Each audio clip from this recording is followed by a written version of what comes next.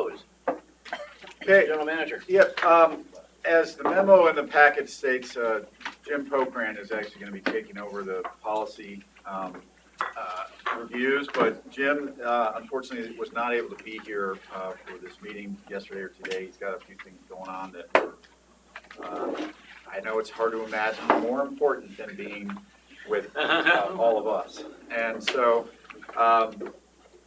Peter and I are going to cover this policy. In looking through the packet, we realized that we had not provided you with a red line version of the policy from the original to, or the existing policy to what we're recommending. Up on the screen, you will see the red line version, the compare version, and it's a little bit hard to read to some extent, but I can move it around to get to the right paragraph for everybody.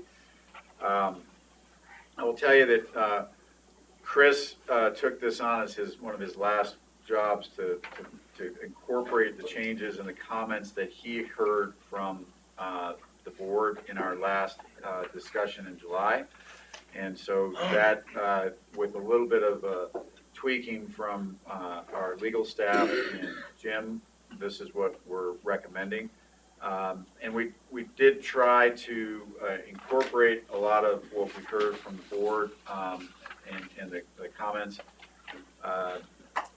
You'll note that there's quite a bit taken out of the policy and changes made to it.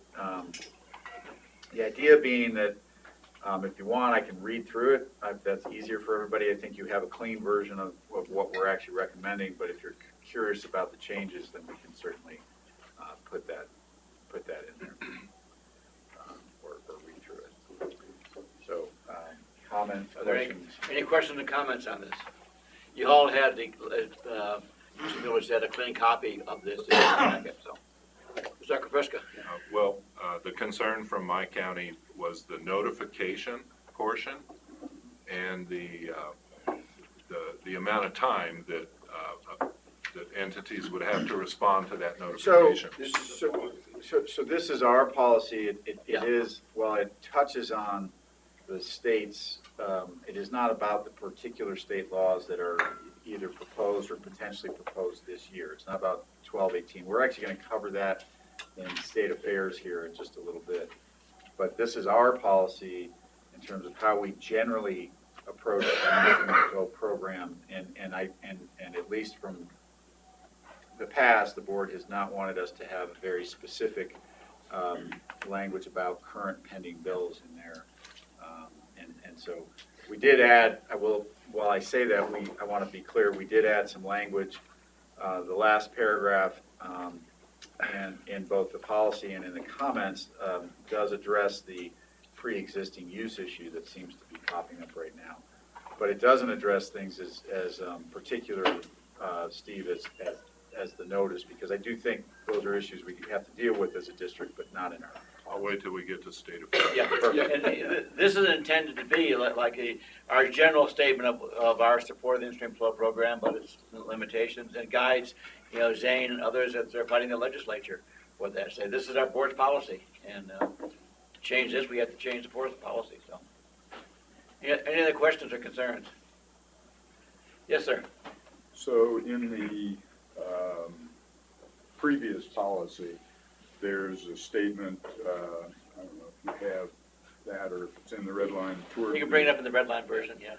Towards in the third paragraph, concerning general language about an in-stream flow right should not be granted if it would materially impair the ability to fully develop, nor should it exceed the amount of water reasonably necessary for the protection, etc.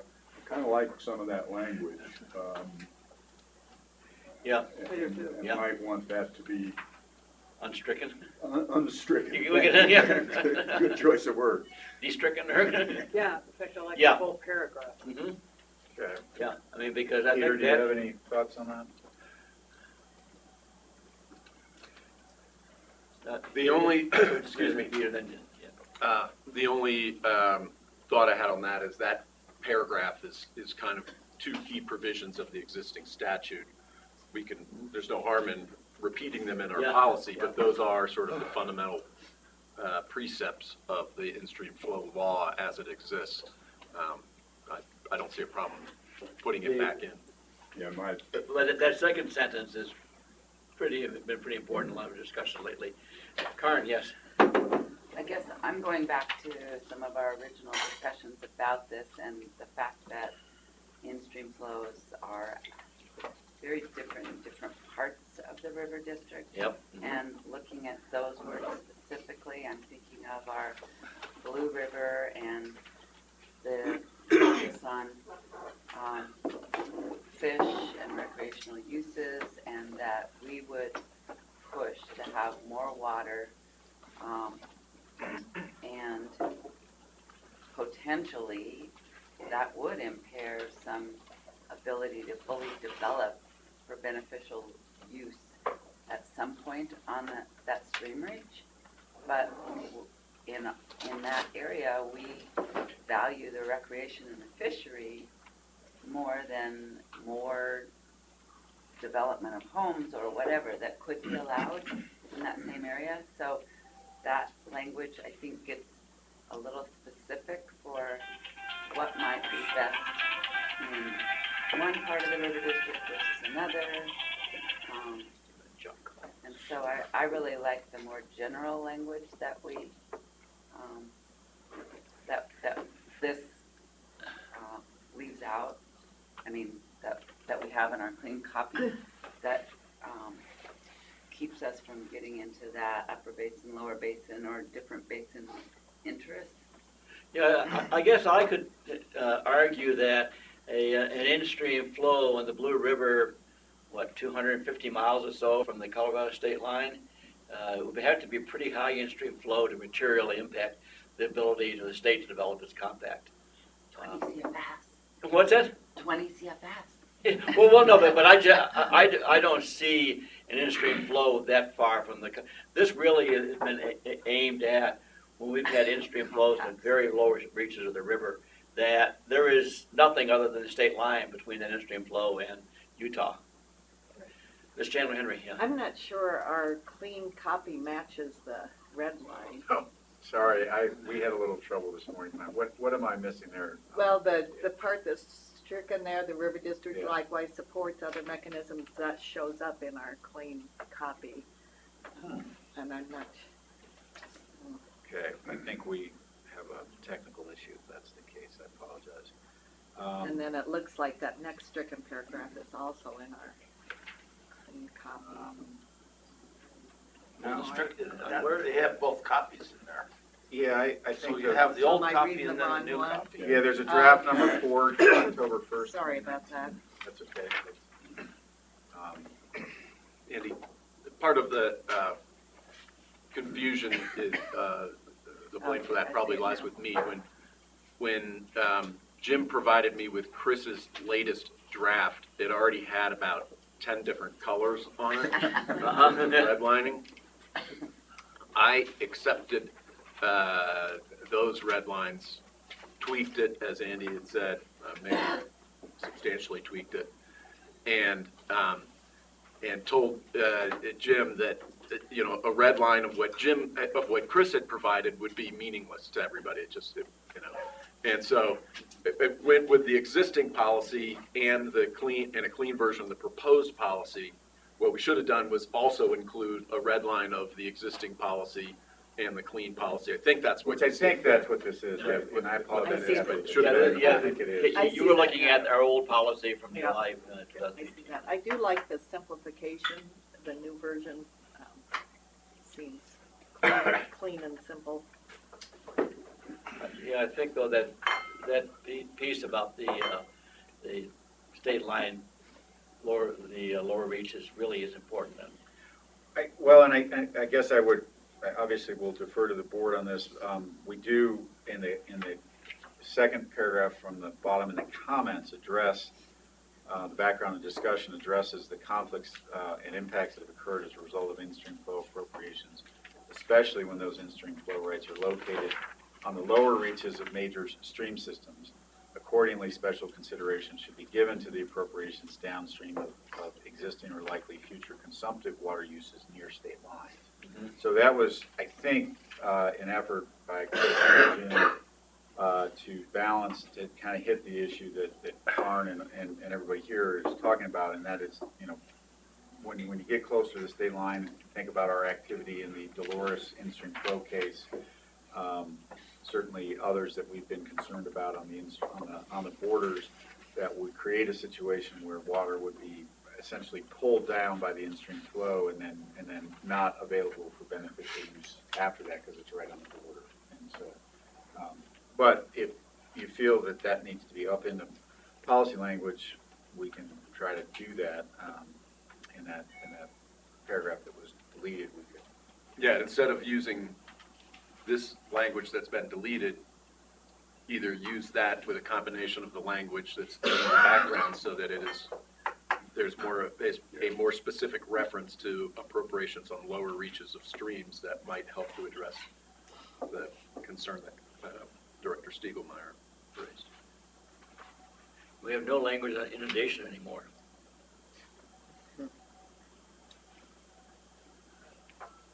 Pierre. Yeah, That had been struck from the version that Chris, because that was in the version that we were looking at previously. it was in the prior version. Prior version, It wasn't in the, as you'll recall, excuse me, this version, or this proposal has been to the board. This is the third time around, I think. That's Yeah, why there was it is, so yeah. much redlining. Yeah, Those discussions about inundation had been struck previously, which, you know, not to say it shouldn't be in. Again, inundation is, you know, is covered in the CWCB's rules. So it's possible to do today. what's the sense Chairman? of the board on this? Mr. Chairman, Yes, sir. I think in our policy statement, we shouldn't be moving closer to the state. We should be standing where we are in regards to the in-stream flow program. In this district, we do have high mountain and we do have lower basin. We need to be able to call that out so that we're representing how it works here. In the state, they're pushing more and more for more and more water, stacking on top of in-stream flow, on top of in-stream flow, on top of in-stream flow.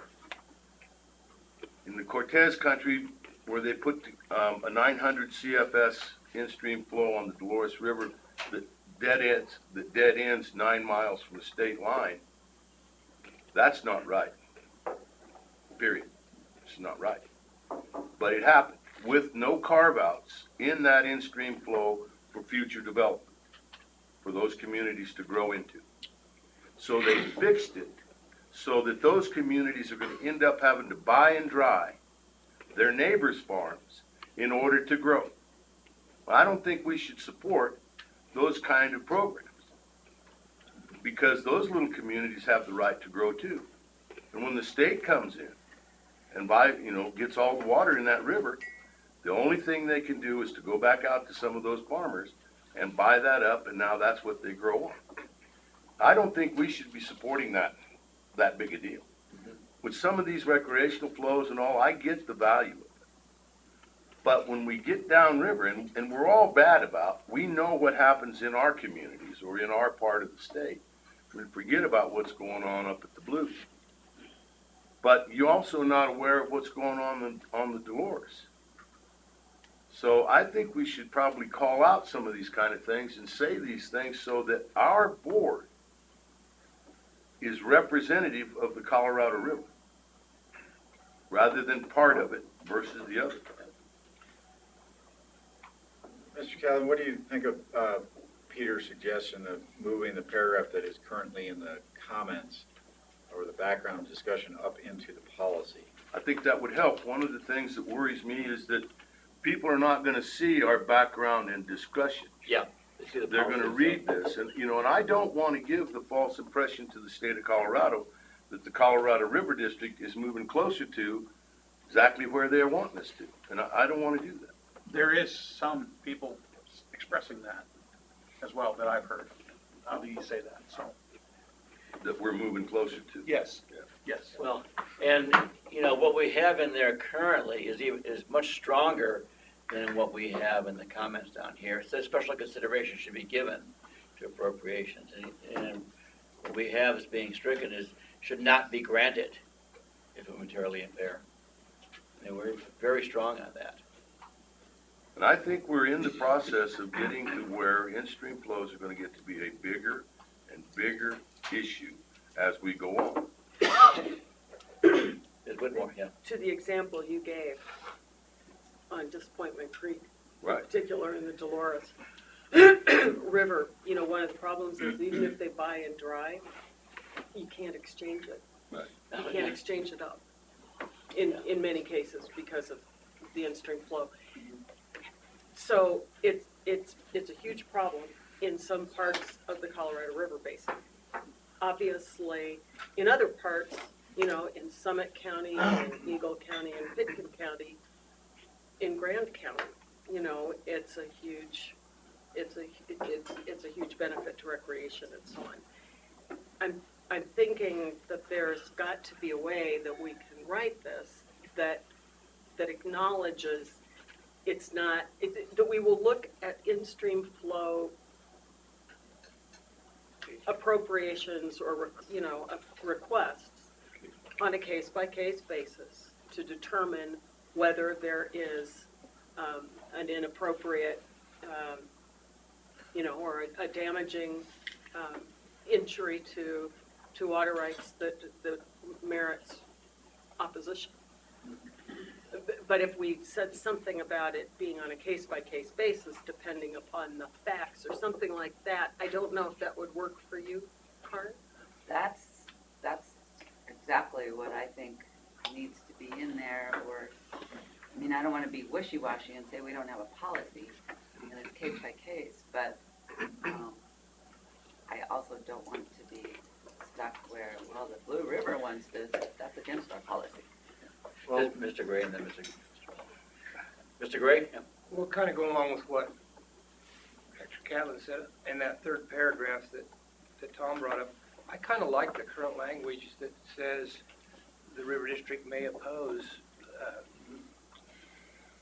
in-stream flows when they exceed the amount reasonably necessary. I think we need that marker in our policy that says we will oppose some in-stream flows. I believe that's better than case by case. Exactly. Yeah, and We that's. will reserve the right. Or we'll oppose. Well, that's what we've We'll been oppose, doing. yeah. That's what we've been doing. We've supported some and we've opposed some. Mr. Alvey, yeah.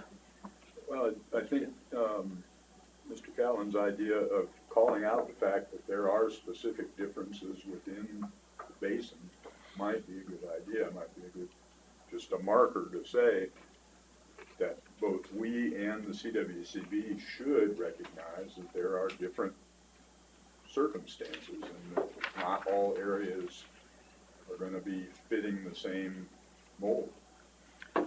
Ms. Chandler Henry.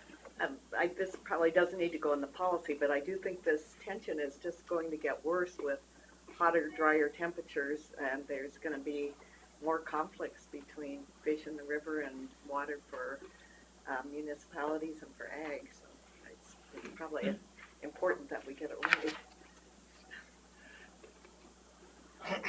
If I can make a suggestion, if I'm hearing you correctly, if you look at the paragraph that's up there now, this is the third paragraph that was being discussed, and I removed the red line or deletions of it, and then took the second sentence and said an in-stream flow right, particularly when I should say the right is When the proposed right, yeah. when the proposed right is located in the lower reach of a major stream system, should not be granted if it would materially impair the ability to fully develop for beneficial uses.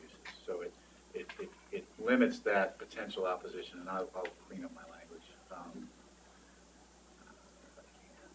Does that actually come close to what you're trying to achieve? And then I'm going to clean up the end of it too. The district you're kidding? Yeah. Well, like writing on a blackboard, you always misspell when you're standing up there. Yes. Ms. Mr. Chairman? Yes, sir. I would add the recommendation that we remove the word major. So it just reads lower reaches of stream systems, because major is kind of subjective.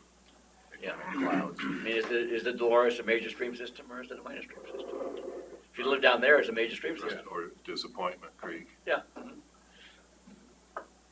I think people think of disappointment as. Yeah. having It's kind of a seen it. disappointment to them, though. Yes.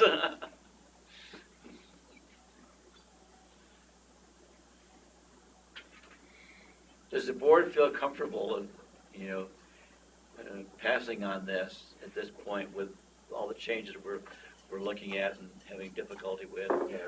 Given the fact that we are, in the next legislative session, going to be dealing with some pretty big issues, I think, on in-stream flow again. I mean, do we want to work on this wordsmithing again and bring it back at the January board meeting? We can certainly do that. What's the sense of the board on that? I'd like to see it wait and see the completed version that we can actually read. I would also like to run this by my county commissioners, because I know at one of their previous meetings, they've also, or had this discussion with them.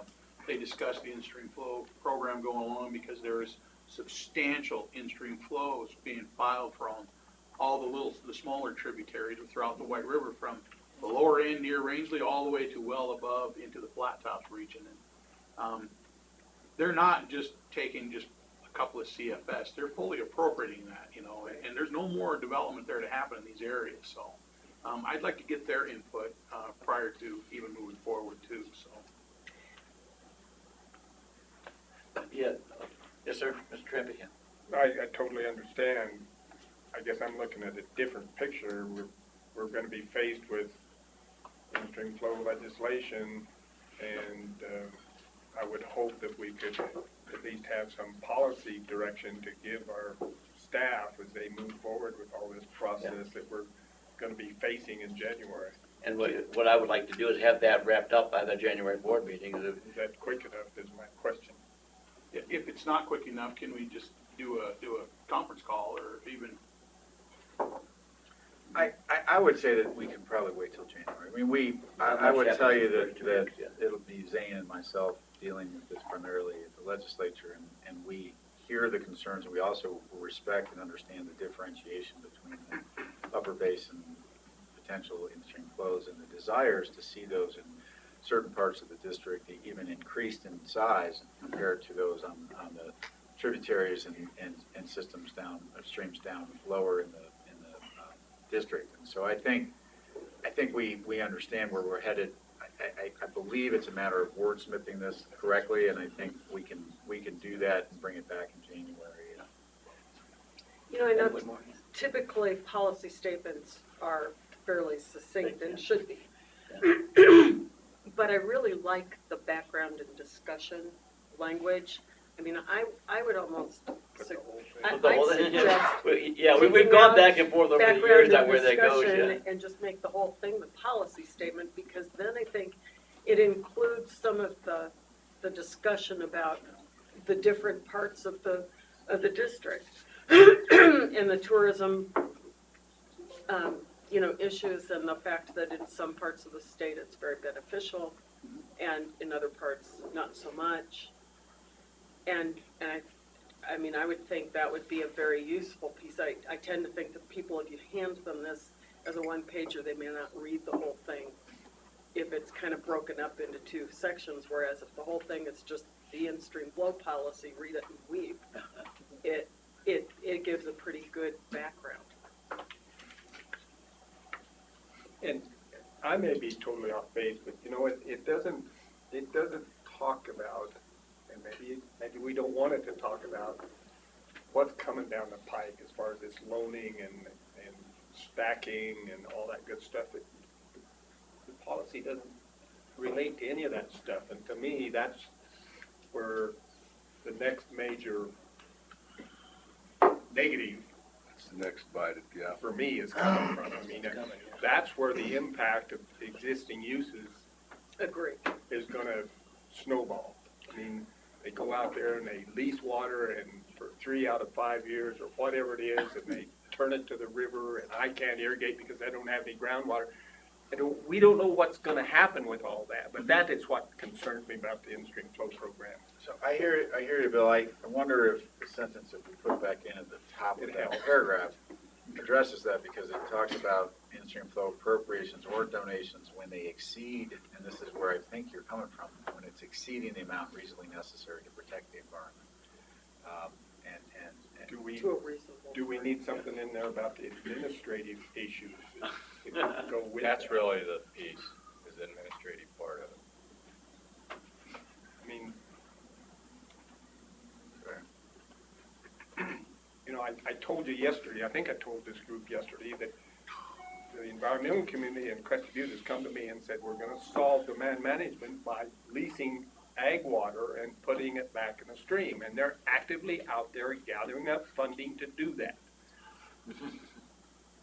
I mean, they just like said, that's where we're going. And we're with Western Resource Advocates, and that's what we're gonna do. So our policy doesn't talk about Doesn't any cover of that. that. You're right. Whether we want it to or not, I don't know. Well, and you can see that that is happening, because at these hearings that we're having on interim water, that's the people that are testifying are the people that either have the money or gathering the money and are looking at leasing as a new spin, you know, and calling it temporary and those kind of things. But we've talked a number of times, I don't know, we've talked in here, but, you know, drying a piece of ground up in the Uncompahgre Valley or down around Cortez and that country, you dry it up for 3 years and it's gonna be dry for a long time. Yeah. Because it takes a long time to get that ground, you know, the microbes and all of the life that's in that ground to come back. If it didn't get some water on it, because they all live on water too. But the people that are in the consultant class, they don't know those things. And it never enters their discussions. They don't know about sub-irrigation, how that helps these valleys. And the other thing that's become real clear to me is they don't want to give ag any credit for the environment that's been created. The assumption is that those grass meadows were out there when Jim Bridger was trapping beaver. And that could not be further from the truth. You know, we're not giving credit for the wetlands we've created. We're not giving credit for how we've made these environments support the wildlife and all of the things that Colorado really is selling. So we need to take care of that as we start to shift from production to being a playground. I'd like to make a suggestion here. I'd like to task our vice president with heading up a small work group to work with staff on framing something on this. I mean, this is going to be a very big issue going into the next legislative session. And I think Marty has a very keen handle on this and has good skills as a scrivener. So if somebody wants to work with Marty on that, see her afterwards. But Can I ask, just to try to get a sense of the board, what I hear from Bill and Mark and others, and I think consistently we've seen this, and that what we see some opposition to with respect to the in-stream flow is the idea that you are drying up existing agriculture to enhance stream flows. And our policy does not address that. Whereas, on the other hand, if you have reservoir water that is being leased or utilized for those in-stream flows, I sense the board is unanimously in favor of that. So if that's a subject, and I think that gets to Bill's point, if we can work with Marty and others on a subcommittee to try to incorporate that concept into this policy, it would address those concerns, I think, and really hit the point that I think our board is trying to drive home, which is the preservation of agriculture is critical. We also value in-stream flows. There are other ways to augment in-stream flows than drying up ag. let's use those. Frankly, Yep. ag can create in-stream flows. Oh, yeah. Right, Yeah. certain times. And they have. Well, they keep those creeks alive. Yes. That irrigated pasture keeps that creek alive in August and in September, when, you know, the people who really like to fish are really happy there's water there. But we're never given credit. And then they gripe about the damn ag upstream. Yeah. I Yes, just wanted to ask Dr. Preston. what Andy meant specifically about using stored reservoir water as an alternative to drying up fields, because transferring reservoir water to in-stream flow can also dry up agriculture. Right, I think there's available water Yeah. in most reservoirs on the western slope for lease and even purchase that could be applied to in-stream flows that aren't currently in use. Agreed, but you Yeah. couldn't say that broadly about stored Yeah. reservoir water. Yeah, we need to, In Munger. it's Munger, yeah. So I appreciate the conversation, and I don't want to get in the weeds any here more. I appreciate what Mark and Director Trampy is saying as well. I mean, even being a little more progressive, and it used to be a Democrat. After last night? Remind us all that we do have a situation of private property rights. Yeah, we do. And if somebody wants to do something with their water, we need to keep that in mind. And so that's a strong thing. I mean, if somebody wants to do something with their water, I don't think we should be stepping in as big brother. Well, I don't think that we're talking about that. In a transaction, then it's okay, you know, but when that transaction happens, if the guy downstream of it Is is impact. gonna get dried up, then that transaction ought to take a look at the private property rights that are also being impacted. Harmed. Right. Yeah. You know, I'll never step in between a grower and his 401K. So that's why I wanted to bring it You up. know, I don't think we should do that. But after somebody buys that 401K and wants to change the purpose of that water, we may, as a community, have to step up and start saying, wait a second. If you bought that for speculation, you might have to deal with that too. So, you know, there's a lot of things at hand here. But this in-stream flow has gotten a big push from behind to move it to the front as a vehicle that the state's going to use in a lot of different places. And it could be, you know, we need to be ready for that, because we're seeing it. We're seeing some changes in the way people are talking about it and the potential uses. Now, I think if we position ourselves now, we will be relevant when those conversations happen. Well, shall we then move this and bring this back and maybe even circulate this draft? Peter's got one. Peter? Excuse me, a lot of comments on what was said, but I'll reserve those for further working on drafting. A point about the drafting work group, if it's more than you and somebody else on board, think it it'll should- be a public meeting. Yeah, just one other person, maybe, if someone feels very strongly to be involved, one other person, otherwise it's, Which is fine, we just, you know, we would have to notice it as a public meeting. yeah, let's keep it that way. And one thing that we haven't talked about, and I'm not sure we can tackle, but I think a lot of the concerns that have been raised about the in-stream flow program can be traced back to a change in the law about 15 or 20 years ago, when the statutory required findings for an in-stream flow it basically became, once the CWCD made those findings, you know, they are subject to a very, very high degree of deference by any reviewing court. It's virtually impossible to overcome those statutory findings. The CWCB, as an entity, not any single person or anything like that, you know, became the appropriator and the judge of in-stream flow water rights. And that happened statutorily a long time ago, but that has made the process a lot different than it was prior to that And it's statutory changed change. the dynamic. And it's changed the dynamic. And so, some of this can be traced back to that. And I don't know if that's beyond our policy. Okay. I have one quick thing. Yes, sir. Yeah. So in our county, we're 52% wilderness or wilderness study areas. Yeah. The biggest proponent of in-stream flows that go to CWCB are from the Bureau of Land Management Yep. that happen within the boundaries of a designated wilderness area. Yeah.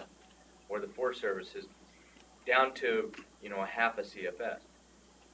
I'm not sure, why the state is taking a position on a water right that's inside a wilderness area that no one's ever going to gain access to.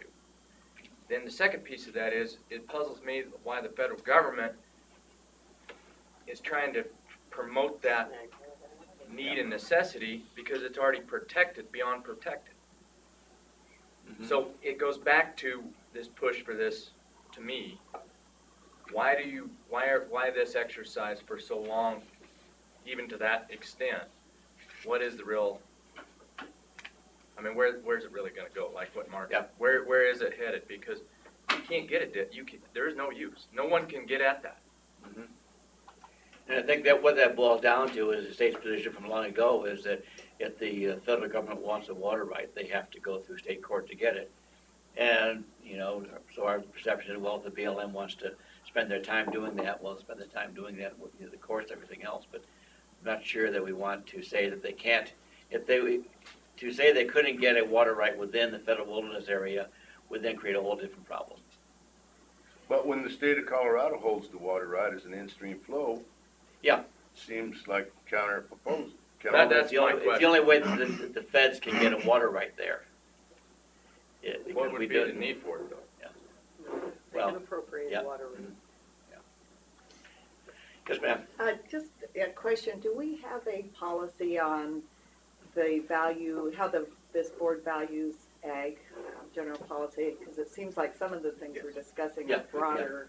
Yeah, we do. Value, and does it include things like value to the environment and recharge of groundwater and some of those kinds of things that Director Trampy was talking about? I believe that it I does. believe it does. Yeah. Peter, are you looking it up right now? Yes.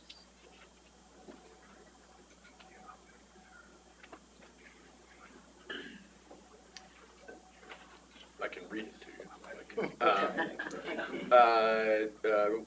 Agriculture is a critical component of Western Colorado's economy, environment, and community. River District supports and promotes Western Colorado agriculture and will partner with ag interests to ensure vibrant agricultural sector. Considerable value of Western Colorado's agricultural water rights, especially those senior to the compact. Work to protect and maintain agricultural rights. Economic viability for producers.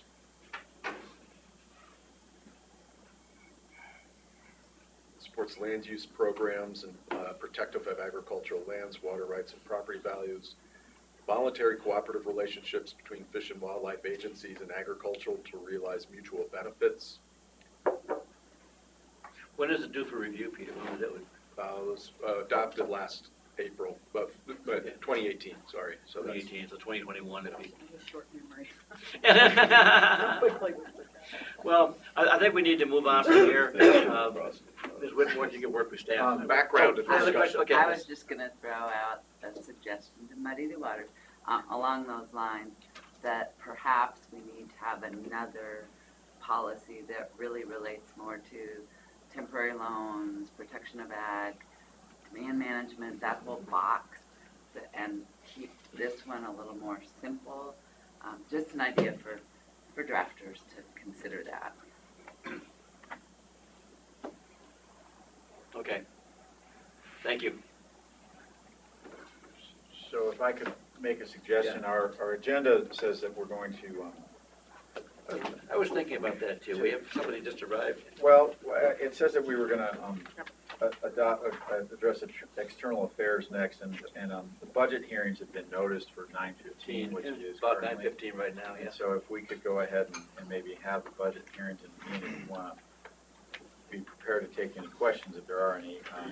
I think it might be That'd be a good helpful. idea. And then we That'd be a can good cover idea, so we external can- affairs after we hear from State Engineer Ryan, so that he doesn't have to sit and listen to our external affairs. If he has other things. But you can he might- stay. Just so you know, I am flexible. It's a Thank public, you. it's We a public appreciate meeting, that. Mr. Ryan, so yeah, anyone's welcome to come in. Yeah. Okay. So, I think Ian, in terms of highlighting some of the modifications in the budget since our workshop, I think that Audrey covered a few of those. The salary increases, recommended salary increase pool down from 3.5 to 3.3%, consistent with the board's prior policies on following the Mountain States Employers Council salary for pool and assessment in the resort community area that Garfield County is located in. It also addresses, I think, in the general fund. Ian, what else are there changes? We can then also talk about the capital fund, but I think that's it. Yeah, now I will say this, the general fund and the enterprise fund budgets contain within them a 5%, 4.9 maybe percent increase in the district's contribution to the health insurance, so that, well, we don't know exactly how much the employees are going to have to absorb. We are making sure that we remain within the 5% on the rolling 5-year average. So we will deal with the changes that were described by Audrey Turner yesterday through the employees' assessment going forward in 2020. Can we get an update when you have those figures so we know what the hit is to the employees and what that would be if we absorb that in the budget? Yeah. I'm a little uncomfortable with sticking so closely to that policy that we're hurting. Depending upon how bad the hit is. You know, what we can do, I believe, and Audrey or Ian, correct me if I'm wrong, but we could actually provide that information in January along with some background in terms of what's going on in the region for health insurance costs. The board would have the ability to change those, if it's your desire to have the district absorb more. You could do that in January, and we could deal with it at that point. So, I'd appreciate that. and we'll give you the full information because it's just, as you can tell from Audrey's presentation, it's a moving target at the moment. Shell-shocked. So. Yeah, we can do that. Yeah. Okay. Just turning real quickly, I know that we're going to adopt several resolutions here, but the capital projects funds does in fact contain a $50,000 line item in anticipation of your discussion yesterday for the emergency grants program. Not saying that we said you were going to do that, but just that it was in there, and we would have had to amend it to take it out today if it wasn't. It is in there, and for 2019. And the balance of that proposed 2020 grant item is a $25,000 number, which in Windy Gap bypass. Windy Gap bypass, that was an amount previously pledged by the district that may actually come due in 2020, so we're budgeting for it, but want you to be aware that it's in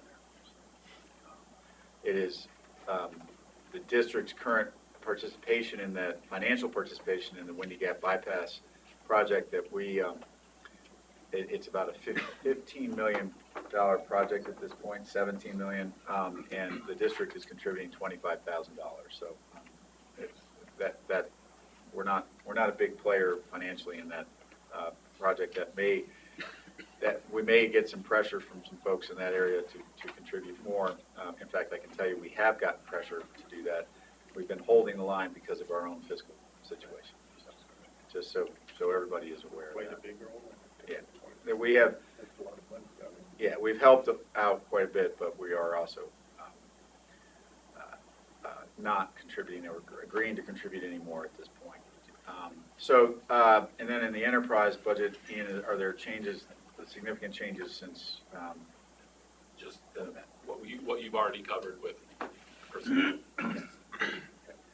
So with that, I believe there's a series of resolutions. You need to open a Yep. hearing for public comment and then close the hearing and deliberate and have your resolution. Yes. Okay, so number one, the hearing is open for public comment on the budget, both the amended budget for 2019 and the proposed budget for 2020, general fund, capital projects fund, and the enterprise fund, all three of those. Is there any public that wishes to comment on the proposed budget? Hearing none, we now take it back to the board for resolutions. Our first resolution that we have is to amend the 2019 general fund budget. Do we have a motion to amend that budget? Mr. Munger? So I have a question, so it's a general process question here. So first off, so there's no numbers in any of these resolutions. How do we know what that number is? I mean, other than what Andy and Ian has just said, that, well, we're having this number, how do we reflect that number back into some, I mean, total appropriations of such and such, that, so, and again, I guess the second question is, so normally, I thought we normally had these things numbered in some manner, resolution 2019-06 or whatever, so I'm asking, so how do we reflect back, and then my first question is more important, how do we reflect what that number is that we're actually adopting? If we're adopting an amended budget for 19, for instance. It's the budget as submitted. Well, historically, we haven't included the number in the amended. We just do it when we originally appropriate for that year. And so, if you go down to the bottom, you'll see where the appropriations are for 2020 that you could then tie back to the 2020 proposed budget. So which resolution is that on? I think it's We don't have, the seventh one down. Resolution to appropriate sums of money for the capital fund. we have resolutions to adopt these budgets, but then the appropriation resolution to appropriate is this, let's see which number is it? That's G. Yeah, resolution, yep. Resolution to appropriate, we put, Okay. Yep. Okay. so we've got a whole series of resolutions to adopt budgets, and then we have series of resolutions to appropriate those sums of money. And I believe these need to go sequentially as opposed to en masse. Correct? Correct, yes. Okay, so our first one is a resolution to amend the 2019 general fund budget. So moved. A motion by Alvey, Second. second by Trampy. Further discussion, hearing none, all in favor say aye. Aye, all opposed, same sign. Resolution to amend the 2019 capital projects fund budget. Motion by Alvey, Second. second by Trampy. Further discussion, all in favor say aye. Aye. All opposed, same sign. Resolution to adopt the capital projects fund 2020 budget. So moved. Resolution, motion by Acrofresca. We have I think Karen got the save on that one. Okay, assist. Okay. All in favor say aye. Aye. All opposed, same sign. Now we need a resolution to amend the 2019 enterprise fund budget. Have we adopted the general fund budget? We need to do that. The resolution to adopt the 2020 general fund budget, we skipped that. Did I skip that as I was Yeah, if you scrolling don't through mind. here? Yes. If you don't mind. Okay, I'm sorry. Okay, sorry, Yeah, I I would so missed that as move. I was scrolling on through here. Scrolled too fast, okay? Good catch, sir. We need the resolution to adopt the 2020 general fund budget. Motion by Elvey, Second. second by Richard. All in favor say aye. Aye. All opposed, same sign. Now we're going to the resolution to adopt the capital projects fund. Is that pass? You're now doing the resolution for the 2019 19 capital- enterprise fund budget amendment. That's E, that's 12E on the agenda, 12E on the tab. Okay, because I'm scrolling through these as they were enumerated here, and, 12B is here. Resolution to amend the 2019 enterprise budget. that's interesting. They, You know, yeah, they're not in the same they order. didn't come out that way in this. Okay. Yeah. So, Okay, so resolution to amend the 2019 enterprise fund budget. A motion by Stegelmeyer, Second. second by Trampy, all opposed, all in favor, say aye. Aye. All opposed, same sign, sorry about that, okay, now, okay. Resolution to adopt the 2020 enterprise fund budget. So moved. Motion by Chandler Henry, Second. second by Ms. Hazard. All in favor, say aye. Aye. All opposed, same sign. appropriate sums of Well, yep, okay. Yeah, okay. Now, resolution to appropriate the sums of money to the various funds, both the just the general fund. and- general fund and the capital projects fund. Motion by Stegelmeyer, Second. second by Chandler Henry. All in favor, say aye. Aye. All opposed, same sign. Now the enterprise. Okay, now, this is a resolution to appropriate sums of money to the enterprise. And these are, the sums of money are $8,572,878. The Water Projects Enterprise Fund. So moved. Motion by Trampy, Second. second by, is that Alvy, I got that, okay, thank you. All in favor, say aye. Aye. All opposed, same sign. Is that it? Nope, one more. One more, okay. Resolution to Appropriate transfer. transfer monies. And this is for transfer money at the end of 2019. Directs the transfer monies to capital projects fund, the general projects fund, the amount of revenues, less expenditures, and amount sufficient to cover expenses prior to the receipt of tax refund. So move. Motion by Munger, Second. second by Winery. All in favor, say aye. Aye. All opposed, same sign. Okay. All right, I believe that's it. Thank you very much. Thank you, sir. And I think the next item on the agenda is. Okay. Mr. Ryan, please come on up. You're welcome to What bring is- others with you yes, if you, yeah. Bring your staff up Morning. for protection or Well, moral counsel or? you notice you have Alan Martellero back there. If I'm in trouble, I'll bring Alan up and I'll duck out the back. Okay.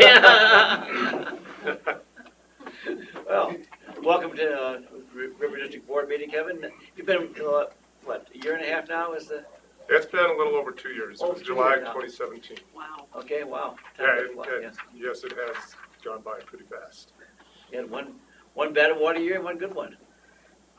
So What's next? which am I? Well, what's the next one bring? Yeah. Pardon me? What does the next water year bring then? You had one bad water year, one Yeah, good water year. that's the one question I won't answer today. Okay. So Okay. every other question he's going to answer, so go for it. Go for it, yeah. Yeah, I'd like to retract that one too. Yeah. Well, Kevin, thank you for coming. I really appreciate you making the trip and being willing to come over. Just so everybody knows, Kevin and I have been trying to make this happen over several meetings, and as you're aware, our meetings seem to overlap with other obligations that many of our state officials have, and so Kevin has been as gracious as everybody should expect out of Kevin. He's amazing and very responsive, but we just couldn't make it happen till today, and I really do appreciate you coming over. We talked about it via email a number of things that the board might want to talk about. But really, this is we asked Kevin to come as to have a dialogue, not present. He's not here to give you a lengthy presentation, but to encourage an exchange of ideas and thoughts and questions. And Kevin may have questions for us as well. So, if you want to start with some form of statement or whatever works. I will jump in and Okay. and maybe as you and I discussed, Andy, I just jotted down a few things that I thought the board and other people might be interested in hearing about, and so Good. I'll appreciate the chance to go through those and try not to dwell on anything too long so that we use our time well, but then I'll just open myself up for questions, and I'm happy to do that. And thank you, for acknowledging my efforts. There is something out there that my schedule and Conservation District board meetings align, because you're not the only ones. There's a couple others where I have to keep saying, I just can't make it, even with that advance notice. But How many state boards do you have to sit on in your capacity? pardon me? How many state boards do you sit on in your capacity? You know, Is it really, two? in my capacity, the Groundwater Commission and the Colorado Water Conservation Yeah, Board, you know, ex officio, non-voting on both. Well, I'm the executive director of the Groundwater Commission, but non-voting. And those are the only hard obligations. But I would say, more to the point, that it's been some other just Always something important else, yeah. meeting that's 3 months out. Yeah. So I appreciate your patience with me, and know that I really do value this opportunity, because as Andy said, it's informal, it's dialogue, and I appreciate doing that with other districts as well, and certainly you folks. I almost feel like I don't get enough of a chance to do that, so feel free to invite me back if you're happy with how it goes today.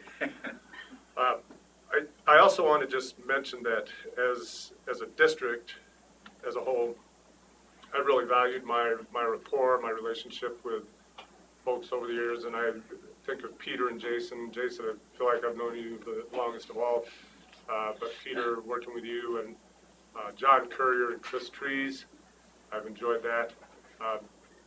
The one thing I don't like about my interaction with John Courier is mountain biking with him, because I feel terribly inadequate when I do that. John, I'm sorry, but Everybody does. Everybody Yeah, else, Kevin, we all do, so it's not a. fair enough. But what a great rapport I've had with these folks over the years, and I'm probably behind the curve and maybe the least eloquent in saying something about Chris Trees, but let me just say he's not here. But Chris to me is one of those people that I'm not sure when I first met him, or it just seems like he's always been there as far as my role in water resources as a deputy state engineer, et cetera. And just a lot of admiration for him, the way he has conducted himself, the way he's been solution-oriented, very knowledgeable, just a great person to have worked with over the years. And so I wish him well. He's on my Facebook, and I see what he's up to, and he sure is having fun, isn't he? So thank you for that, Chris. As I said, I have a few items that I thought I'd update you on and be brief about it, unless you have questions. And then I'll move on to questions from you, so that we can all use our time well, or you can certainly use your time well. I want to first talk about, unless there's any questions before I start, I'll just launch into that.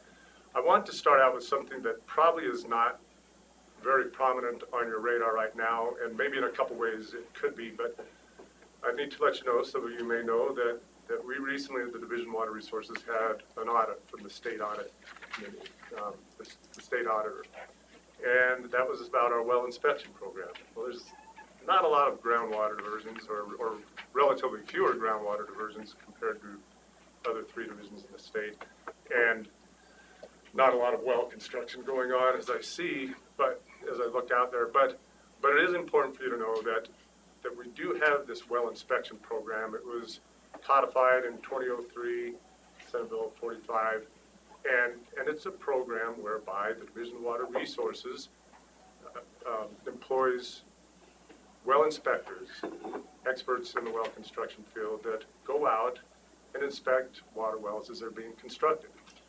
They're funded through $40 of the $100 well permit application fee.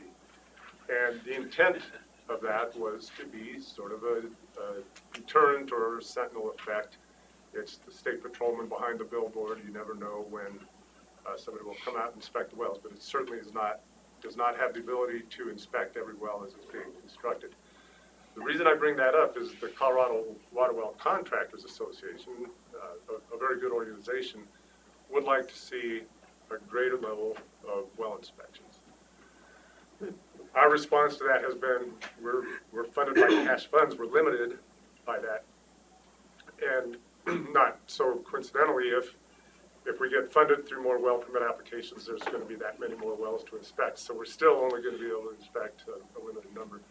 But I think the water well contractors, that was so important to them that eventually just asked for an audit of the program. And the program, the audit team from the state auditor did a very, very comprehensive audit of our program. And they did a great job. It was a pleasure working with them, and they found good things. The one thing they did not find, disappointingly for the water well contractors, was that we should be inspecting a greater frequency of wells somehow. But what we did get out of that audit, and the reason I'm bringing this up, by the way, is it does lead to potential legislation that maybe you all would like to know about. What that audit team did find is the program should be better at identifying what high-risk wells are and inspecting those. By high risk, the greatest potential to impact groundwater and the use of the well by the well owner. And so that was the first thing. The second thing they found was the program should do a better job of identifying key phases of the well instruction and ensuring that an inspector is out for that. The third thing they found was we're not taking good advantage of our well construction and test reports, something we've had for 50 years, not really part of the program. And finally, they found that we had a tendency to support the program a little bit with our general funds when we would have an ebb and flow, sort of a seasonal ebb and flow of funding.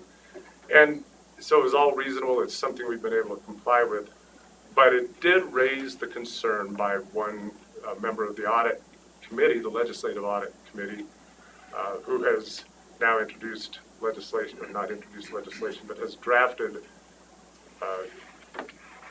let me just make sure I use the right verbs, recommended a bill for consideration by the interim committee, whereby we would employ 4 new well inspectors, in addition to the 2 we have right now. And it gives options for funding. And that's something that's before the interim committee right now, that we would have more well inspectors. That's a lot of detail on groundwater and wells and well inspections for Division 5. But it is, nonetheless, it would, I expect, allow for a greater frequency of inspections in the West Slope basins that normally don't see nearly as many wells being constructed. So that's on your radar, at any rate. And I'll just leave that at that point and let you have questions. I do, Kevin. Yeah.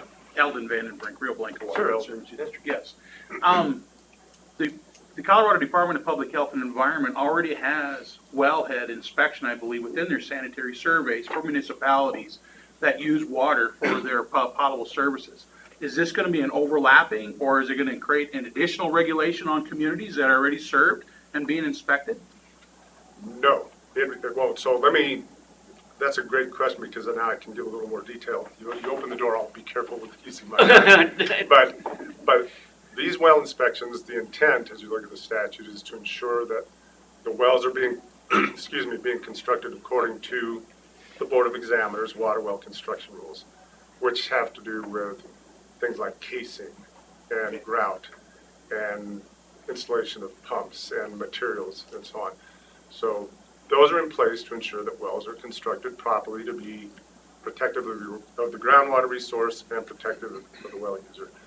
The other part of it is to ensure that the wells are being constructed according to the conditions of approval on the well permit.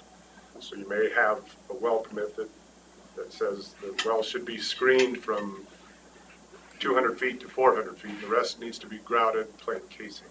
And so it's also to ensure that, to make sure that they're diverting water from the formation they should, which in parts of the state is important. So that's significant, but that's the limited scope of that. And then when you have wellhead inspections, I think for public safety, that's what happens there. And it's still going to be not every well, and it's the well driller that is subject to the inspection, not the well owner. And it's being as the well is being constructed, and then it's done. I understand the differentiation. Thank you. Okay. So if I could follow up on the question too, that's like the first time I've ever heard an industry asking for more regulatory oversight. So there must be some bad actors out there, or some perceived bad actors that people think they're not doing the correct job, or coming back having redrills or whatever on that. Is that what you're thinking, or, I mean, I know I don't need to have you speculate either, but like I said, it's the first time I've ever heard, well, yeah, I think we need to, so, and then I guess the next question, are we gonna start, is the association looking maybe for, registration and licensing potentially as well, or I would figure they're already licensed, I don't know. So answer that second question. Actually, you answered both your own questions very well. You need to, in order to construct a well in Colorado, except for a certain number of wells, you know, a well owner can construct his or her own well under certain conditions. Otherwise, you need to be a licensed contractor, licensed through the Board of Examiners, which is basically under the DWR purview. And to your first question, that's exactly right, that the industry is 90-some% good actors, but the bad actors are giving them a bad name, undercutting business, That's all fair, I understand. Thank you. That's what I hear. Yeah, That's I what understand. Let's see. And the guys that, you know, doing it right aren't concerned about being inspected. Come on out. Yeah. Any other questions on that? Thank you. Proceed, Kevin, yeah. I'm going to switch the order because the one I'm about to talk about, based on what I heard when I came in, could bring more conversation. But I do want to jump ahead to another issue that we're calling the reservoir trades issue or contract exchange issue. I've had a little dialogue with John Courier on that. I just want to give you a little bit of background. There is a practice almost exclusively in the Arkansas River Basin of water users, to a large degree water suppliers, municipal water suppliers, of having fully consumable water, generally from a change of water right, parked in a reservoir. We use that term parked instead of stored, but parked in a reservoir. And maybe the same entity or a different one having water parked in a higher reservoir. And both of those are fully consumable, but they have their own unique beneficial uses, etc. And what they do is just a reservoir trade on an acre-foot per acre-foot basis, recolor the 2 blocks of 1,000 acre-feet of water. And the reason they do that is because that water in the lower reservoir is so much more usable, so much more effectively usable in the upper reservoir. Water in the upper reservoir is just as usable in the lower reservoir. So it's a very, very effective way of using their water to the best use and without injury, we would say. There's been a question about, and I said that in the passive sense, but y'all can fill in the blanks. There's been a question about whether that impacts exchanges in that intervening reach, the ability to exchange water, the ability to enjoy the flow that would have come down the river for in-stream uses. And it is specifically that. Water would have been released from the upper reservoir to get it to the lower reservoir. The stream would have benefited. The stream flows would have increased to the benefit of in-stream flows or exchange potential. So we have a question out there, is this legal? Is it authorized? Does it constitute injury? So we could have, say, build an Una reservoir, which we, River District had to create for down above Quebec, and then trade water that was in Green Mountain Reservoir for water in Una Reservoir, then deliver that to the 15-mile reach, eliminating water flowing all the way down. So I'm going to be careful with the plumbing, but the idea is there, and it's really only done, though, with that fully consumable water, changed water right that's, as I say, parked in the reservoir. It's not in there by virtue of storing in priority, so to speak.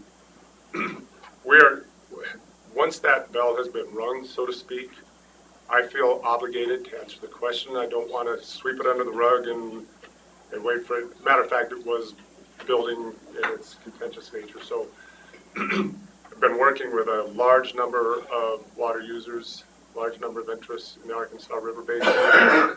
We've got another meeting scheduled November 18th, after which I'll probably work with Bill Tyner in Division 2 and the Attorney General's office to give direction on how the state engineer's office intends to respond to this concern. And I don't want to give too much more direct or too much more indication of what our direction might be on that, because I really want to hear everybody talk about it. We've heard a lot, but we plan to have a session that will facilitate these thoughts and input. Peter? Thanks, Kevin. One of the reasons that John Courier has been participating in those meetings, at least to some extent, is because although the specific factual circumstances in each of these, what we sometimes call contract exchanges, are different and may not be exactly the same as the ones that are at issue in the Arkansas Basin, they do exist in water on the West Slope. There are a number that are very important to the River District, including what we refer to as the Colorado Springs Substitution Exchange, where as part of a very large settlement package, we trade Wolford water that's in storage at Wolford Mountain Reservoir for water that's in storage in Upper Blue Reservoir, and vice versa. And that allows us to use water in Upper Blue Reservoir that's very valuable and can be put to good beneficial uses upstream for West Slope purposes. In Upper Blue, where it otherwise would go across the Continental Divide, we give Colorado Springs some water in Wolford that they can use for their own purposes for substitution as against Green Mountain. So these types of contract book over exchanges, however you want to term them, are used in many places. Sometimes I can see where they might create a problem, but sometimes they're absolutely critical to, and that's why the River District is interested in this process. Mr. Turner? Kevin, are you finding that these contract exchanges on the Arkansas, are they decreed, or is that part of the issue? That was going to be my question for Peter. Are these decreed? That one is decreed. The Upper Blue Exchange, Wolford Exchange, is decreed as part of the Colorado Springs Substitution Decree. But I suspect there are others that happen on the West Slope that are not yet decreed. I know a lot of the Arkansas ones are decreed because I probably decreed some of them, but Sure. in formal life. But And that's, so my answer, Jason, is that some of them are decreed, but a lot of this just happens through notice to the division engineer of an accounting, of a paper recoloring of water. And so maybe just to continue, because I didn't give you much of an indication, but there are two very important questions. I alluded to them before, but we have not, at the Division of Water Resources, come to a conclusion. Do we have the administrative authority to allow this? And the corollary to that is probably more important. Is this an activity that requires administrative approval from the state engineer's office? The second one is this failure or this not releasing of water that otherwise would have been released. Does that constitute injury? And that's, so I have not, through working with the Attorney General's office, working with my staff, have not come to a conclusion on that, but we would like to, after this November 18th meeting, give a direction on that. And just by the way, I would invite you to give me a call. I can talk with Alan, bring Alan in to talk about some of these things, because I'd appreciate the perspective. Will do.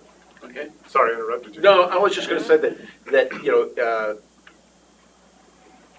administering or requiring the administration or some sort of approval of contract exchanges that have not been decreed might be a conclusion that you might reach in your process, and that's one thing.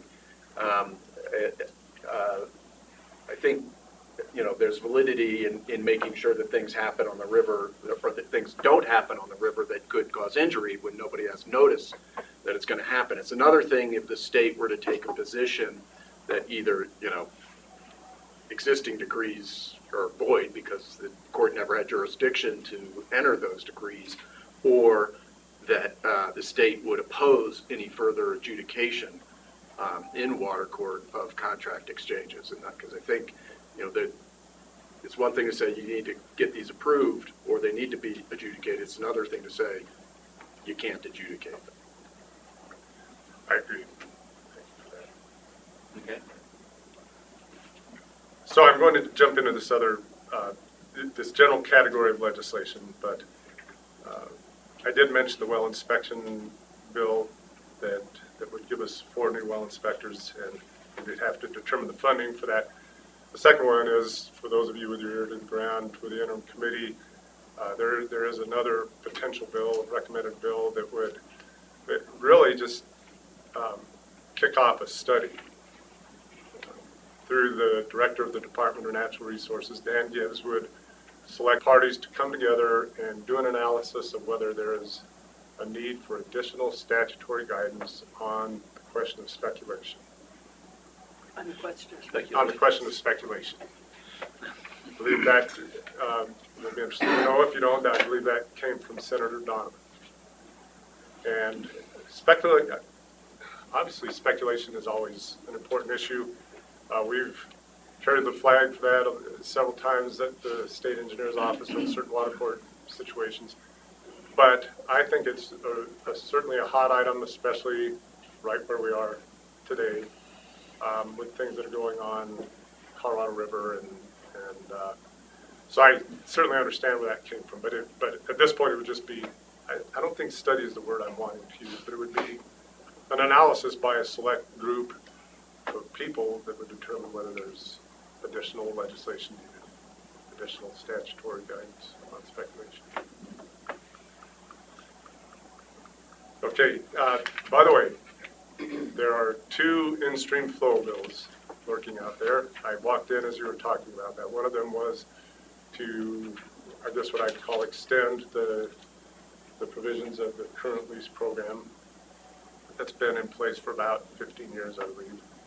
And the other one is to allow an in-stream flow augmentation plan, where openly, and you'll probably ask me more about this, but I'll be open, that the state engineer's office has contended that right now what water users would like to do is not allowed by statute. So, and let me just continue with that. I'm just pleased and gratified that the proponents of that have had the regard for our concerns and the good form to say, well, yes, we will get some legislative authority to do this. I can go into detail if you really wanted, but they've decided to do that. I can't come out and openly support that now. The governor needs to, ultimately give the direction on that. But take what you want when I say I'm gratified that they're willing to do that, and it really helps the situation a lot to have that legislation if it were to pass.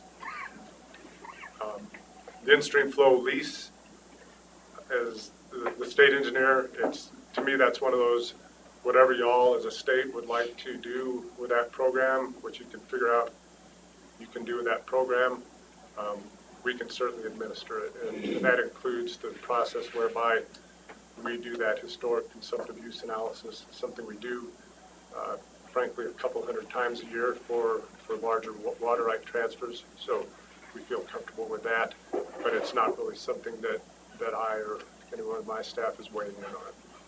So we have those 2 bills out there. Mr. Kessler, you had a comment or question?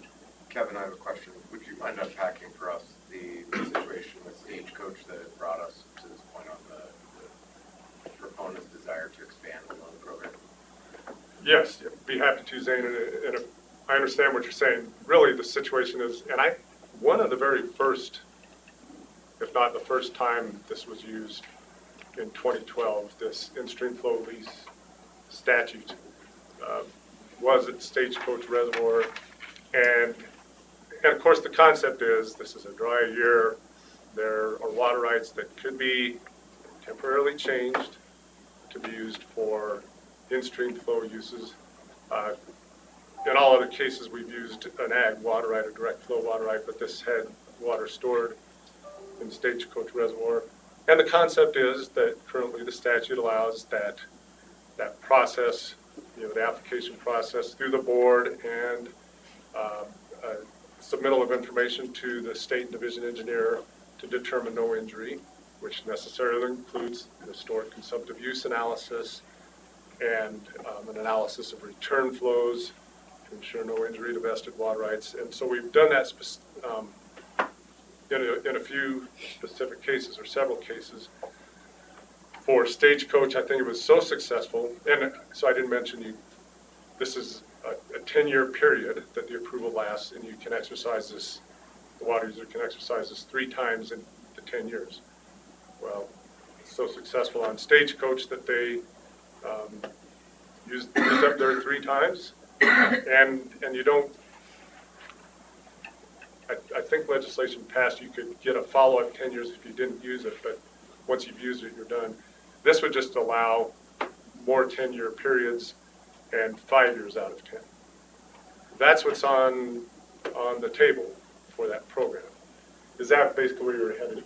And what I think it has done by my hopefully objective observation is that it's just raised the question for people about potential for injury, about the extent of use, the frequency, 5 years and 10 instead of 3, the duration, additional 10-year periods. And I and Tracy Kozloff, my deputy state engineer, we've been involved in those discussions, but it's really for the purposes of informing people the way our administration works, the way we do these injury analyses, et cetera. We're not really running it on the bill. Okay. Other questions, Mr. Munger? So, and again, so unknowingly, and kind of still confused a little bit on the Stagecoach concept and the rest, and which water, because I think that's the problem that Upper Yep was running into, is which water is getting used for which 3 years. And it's the 3 years for all of the water in the Stagecoach reservoir, which we have like 15 different water rights that are in the reservoir. And then the question becomes, is it 3 years out of 10 for a water right, or is it 3 years out of 10 for any water coming out of Stagecoach? And again, so that kind of confuses me. I apologize if the question's not clear. No, that's a great question. So it was 3 years out of 10, oh, sorry, the lease application was for, let me come at this from another way. Yeah, go ahead. They probably have several decrees Absolutely. for water rights, so I don't think they would be allowed to jump from decree to decree and basically have 3 of those, in which case they're exercising it 9 years out of 10 or 10 years out of 10. Okay. So I believe it would be the applicant. By the same token, an agricultural water user with maybe 2 or 3 irrigation, 2 or 3 priorities for the ditch could not do that for the same water rights. And that's all fair too, and I guess, but at the same point in time, it seems like we're getting asked which water right we used to release water out of Stagecoach. You know, I'm going to have to follow up with you on that, and I'm just going to claim that the 7 years since we worked on that, I'm a little rusty on that. And I don't know what's right or what's wrong or whatever, and we just want to provide water down through Steamboat and the rest, and subsidize. We have water there that we available to sell, and we'd like to. But I can tell you that I'm pretty certain in that 2012 approval, it was one water right that was, as we say, changed through the analysis process for release, and so 3 times that it was done. Okay, very good, thank you. Kevin, is there any thought on the legislation that's being proposed to differentiate between stored water and water ag lease? Differentiate between a storage right like Stagecoach or maybe irrigation storage and then just direct flow? Yes. You know, so Stagecoach was unique because it was a municipal water right that was being changed. I think if it's going to be irrigation water, I don't know that a differentiation would be necessary, because in the end, what's being changed is the historic consumptive use on a parcel of land. And it's that volume that can be protected to an in-stream flow reach. So whether that gets to the land by virtue of a direct flow diversion or release from a reservoir when called by the irrigation company or, you know, the ditch company. I hope I'm answering that well. So, and I may not have asked it right, we just, as we talked about this stuff yesterday, we see a difference between augmenting in-stream flows from stored water versus augmenting in-stream flows from Drying up agriculture. And so, we'll be looking at this legislation to see if there's a way to support it without going against our policy on or our thoughts on this policy on drying up agriculture more than the 3 out of 10, increasing it 5 out of 10 and renewable because some of us see that if you start drying up agricultural land that much, then you change the dynamics of a lot of things versus you just release water from the reservoir to augment the stream flow. We see that as totally And do I infer from, or can I infer from that more acceptable? Yes. Because you're not drying up ag. Yeah, that probably starts to overlap a little bit, that in-stream flow augmentation plan legislation to an extent. But I suppose I would say that in the interest of ensuring no injury to other water rights, if we're seeing a consumptive use amount being protected, and it's irrigation water that's being used for that, we would probably need to see dry up so that we would, so that somebody wouldn't see an expansion. right. Yeah, Kevin, something that's concerned the River District lately has been the administration of in-stream flows is against historic unadjudicated uses such as stock water and stock ponds. I'm sorry, I didn't hear. Okay, sorry. Something that's concerned the River District lately is constituents have been the administration of in-stream flows against historic unadjudicated uses such as stock water, stock ponds, things like this. Exchanges, Exchange, yes. changes of quite Yeah. diversity. And the whole, in-stream flow program was essentially, established, predicated upon no impact to historic uses, be they adjudicated or unadjudicated. And 45 years later or so, we're coming up against some real problems, 35 years later. So I'm going to take that as a great segue from my talking about my points to some of the questions from you. Is it all right if we get very specific about that? Yeah. Peter, Jason?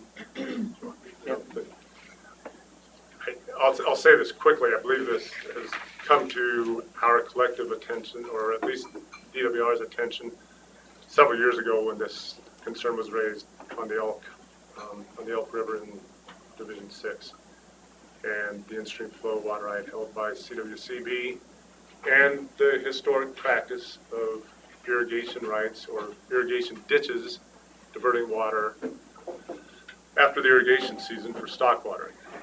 And that question came to Dick Wolf probably a couple years before he retired.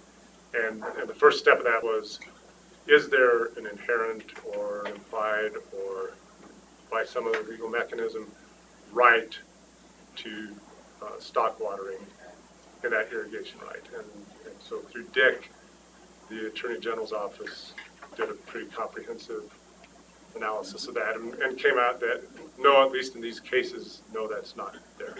For better or worse, I'm probably not the best person if you really wanted to dig in that right now, but we proceeded from that point.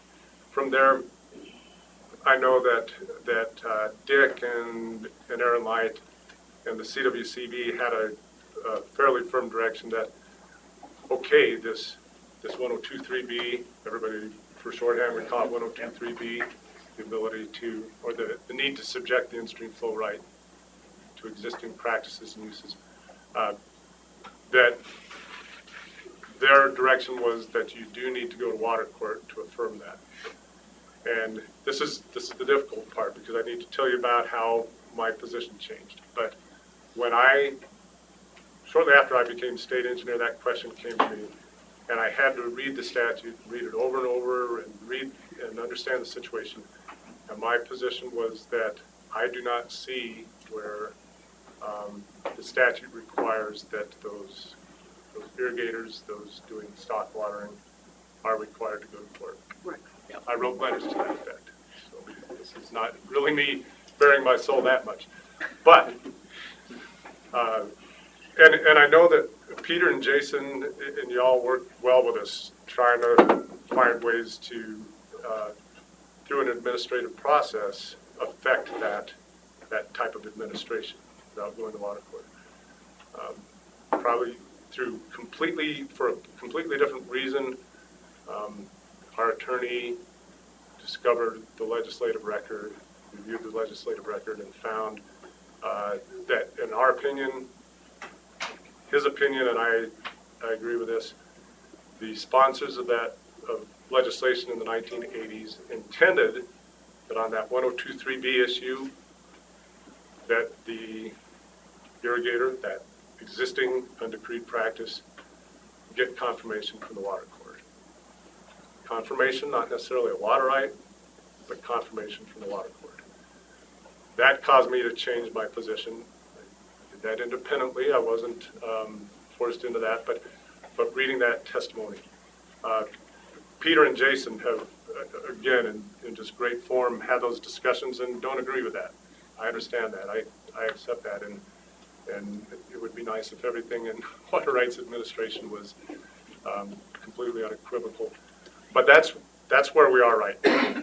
And so I know the CRWCD staff, independent of us, and we're independent of them, I know that they recognize the need to subject their in-stream flow right to these existing practices, but the difficult point is, do you need water court confirmation or not? That's where we are right now. I know that Peter, Jason, they have looked at potential means to get that confirmation without imposing on the individual water right owner, the irrigator, the person, the rancher. They're working on that. They're trying to get that to the point where they can perhaps put it out there and offer it without having to take it right back. And that's their internal process. I won't speak to that too much, but that's where we are on it right now. And we continue the conversation with your attorneys, and I'm happy to do that. But maybe that's more than you need to know. Thank you. Mr. Mueller? Well, and Kevin, I appreciate that position. I think that, I think you correctly stated that our counsel disagrees with your counsel on this. And it's probably the first time lawyers have ever disagreed with the meaning or history of the statute. But and we're trying to explore, as you know, a variety of potential solutions. And what I'm hearing you say, and I don't want to put words in your mouth, but that initially you thought, that's our job. We have to follow the statute, and that involves respecting these pre-existing non-decreed uses. Would you be opposed to us introducing legislation that clarified that you have that ability to do that? Okay, some of you have heard over the years the way I parse my semantics on questions like that. So would we be opposed or would we support? I'd like to not answer that, but I will acknowledge that legislation that clarified whether court confirmation was needed or not, and I'm sure the legislation you would propose is that the division engineer may, through her administration, make this determination without going to water court. That's so many words, that's what it might say. And I would see that as a solution to the problem. Whether this is done in water court or whether it's done through the division engineer's administration, it's going to take some validation of the claim. It's going to take some means to determine, okay, irrigation season is over, you're diverting for stock watering, what is the proper amount? It may not be the same 10 CFS that was diverted for irrigation. Those determinations need to be made whether it's in water court or whether the division engineer is doing it as part of her administration. So in that regard, I would see it as a solution that we could implement. And hopefully that answers your question without quite answering it. No, it does, and I appreciate the nuances. I do think, just so you're aware, I know this issue has arisen in Division 6, but we've got statements of concern from Division 4 and 7, and I don't know about Allen's division yet. I'm sure we'll find someone who's very concerned about what's going to happen to them too here in Main Stem. So it is an issue that's bigger than just Division 6, and because I think the administration within the different divisions has been different, and perhaps some might use the term more assertive in Division 6 than perhaps some of the other divisions on the West Slope at least, and so it's trying to understand,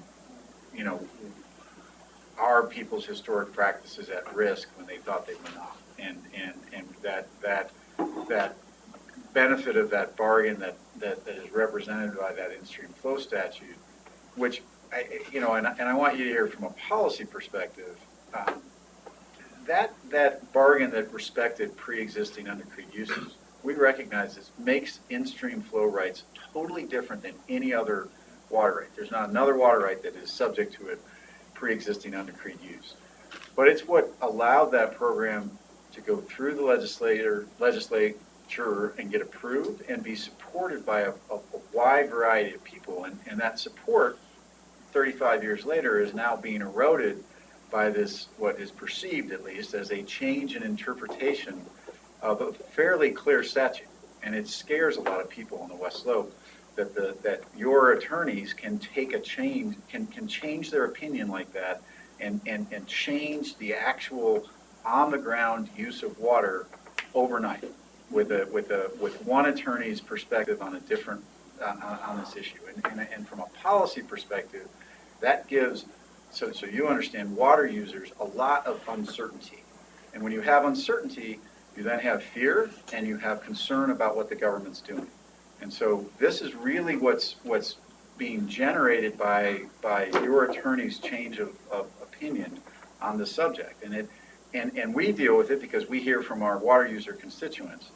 And I will commend you and your office for trying to find a good solution. And I just ask that you stay at the table because we all serve water users. And how do we best serve them is maintain security and certainty within their water rights so that they know what it is they're going to be able to do. And that's where I think this issue has really come up. And we just say I look forward to working with you on solving it. I appreciate that. You mentioned that it derived from a rereading of the legislative history from bills in the 80s. So that was not the original in-stream flow statute, that the Organic Act of 73? No. So a couple things on that, and if you don't mind, Andy, I'm going to use that to just tweak. I agreed with about 98% of what you said, just to tweak one thing. So it was not a rereading, and it was not like a dramatic change or turnabout. But the issue of the in-stream flow og plan and my desire, our desire to respond very responsibly to that caused our attorney to go into the legislative record and look at transcripts. And that had not been done before. The legislation, by the way, I think is 1983, 1984, not part of the original. Okay, wasn't part of the original in-stream flow program, but it was this 102.3b that it looked at. And so the important point there was not, we've looked at it again, we've interpreted that transcript differently. We looked at it for the first time. And what's important to me there is legislative intent, because Representative Catlin, you and I you've heard a little bit from me over the years, but I've been involved in that for about a dozen years. And the one thing I want to have regard for, matter of fact, I often tell our legislators in hearings that I'm here to tell you the way we do administration. I'm here to tell you what effect this might have or how it might be implemented. But you make the laws, and I'm not going to tell you how to make law. And that, if you want to take that as a high regard for what you do, that's what it's intended to be. So when we look at a statute that I looked at on the surface and said, this does not say requires confirmation from the court. Peter and Jason, this is a one-sided argument for me. I'm not trying to take advantage of that, but just We'll hear their side too. by explanation, when we look then at the transcripts and find that the sponsor of the bill, or two sponsors of the bill, it appears from our reading that yes, they intended that this practice get court confirmation. That had even been in the legislation, but then was pulled out because of what could have been seen as a comment that something else already allows for that. Then I feel compelled to give regard to what that legislator's intent was in bringing and passing this bill. And so I've taken way too much advantage of my ability to have a one-sided explanation of that. But it's only to tell you it's not that we changed our minds or we read it differently. It's because we became aware for the first time that, yes, these sponsors did intend that the practices get water quality confirmation.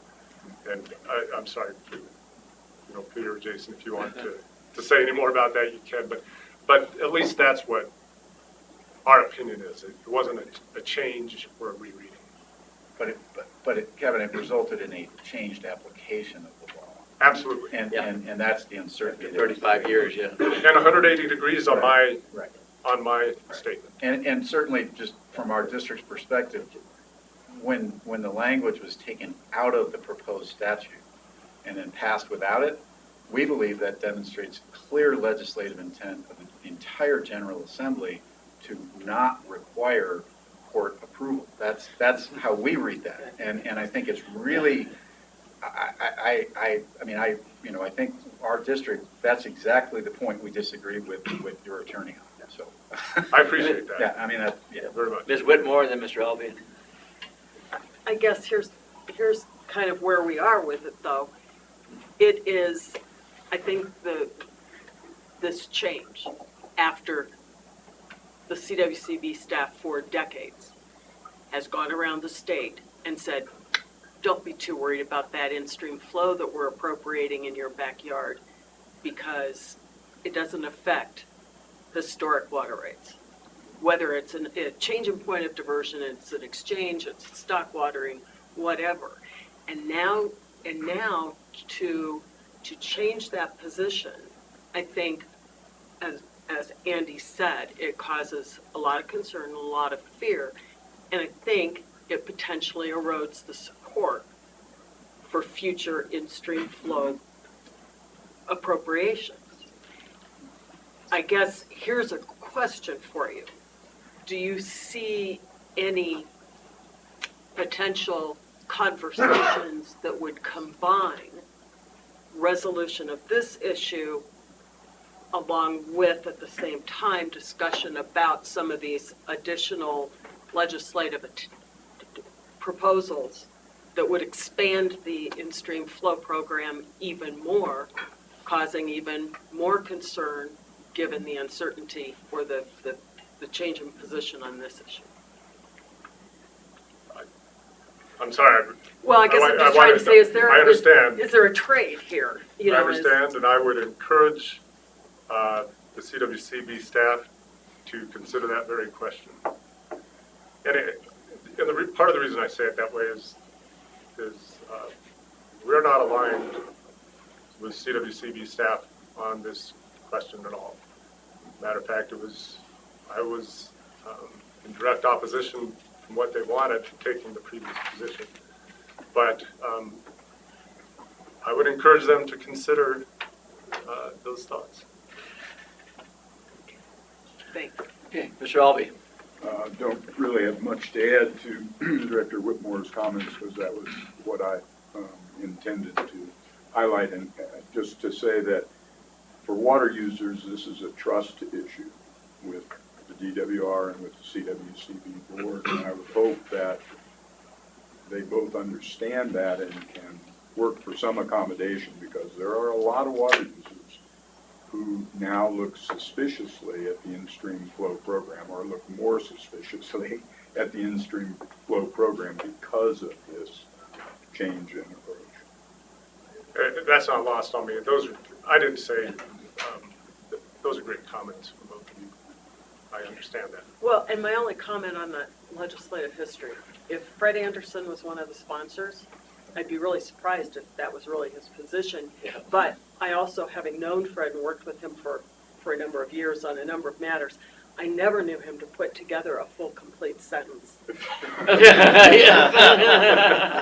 in the transcript. God bless Fred. We all understood what he was saying, but I never knew him to complete a full sentence. So I would suspect that in reading a transcript of his remarks, there might be something lost in translation. Fair statement. I'm not an attorney, and by any means. But I know one of the things that I've learned here recently is the definitions. And one of the definitions that I hear that's kind of been brought up is the definition of ag. And I just looked on the Colorado State's website, and cattle, livestock is ag. It falls underneath that. But then as an analogy, I want to, kind of throw out as well that you used to always have to say it was municipal and industry when you have a water right that you're trying to get decreed.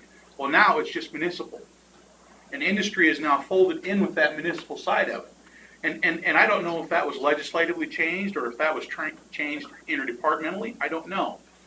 But not knowing, I don't know the legality or the legislative side of that. That to me brings up some concern as well on how these definitions can be changed around a little bit. And at one point in time, ag did include livestock, and now it doesn't. But now municipality now includes industry, where you don't have to explicitly express the full M&I side of that. So it's more of a concern and just something I wanted to bring up, because I feel that I see that ball kind of moving around a little bit. It's happened recently, it's happened in the past, and what are we going to see again today? And that kind of goes back to a few comments about some of that distrust in there, because users don't know where to stand, or are they vulnerable with their water right? And now even when they're looking at some of these decrees are having to include long definitions of, if it's ag, well, ag includes blah, blah, blah, blah, blah, blah, blah, right down there within parentheses to make sure that it's adequately covered. Sorry, just a quick comment. I would have to refresh myself, but I'm not certain that those rights that we're talking about that are in play on the elk are defined as agricultural as the beneficial use, rather irrigation. Okay. So, That gets kind of narrow. And that wasn't meant to be a comeback, but I just wanted to. But with the in-stream flow, when you go back to that, there was some ag use that was, I thought, included in that. And then livestock watering was part of that discussion too, if I remember correctly. So, and that was where they're subject to have to go back to get livestock watering as part of that agricultural water use. I'm sorry, I'd have to go back. That's fine. Mr. Martellero. We do have a few rights that are decreed as ag rights in general water, just a handful. And I think that's maybe, not sure where you're coming from. Could be, yeah. That might be the issue. And so that's helpful. I'm not sure that's kind of a funny way to say it, but the opinion from the Attorney General's office on the inclusion of livestock watering that right, I believe that was applied to irrigation. Those decreed for irrigation, not for ag.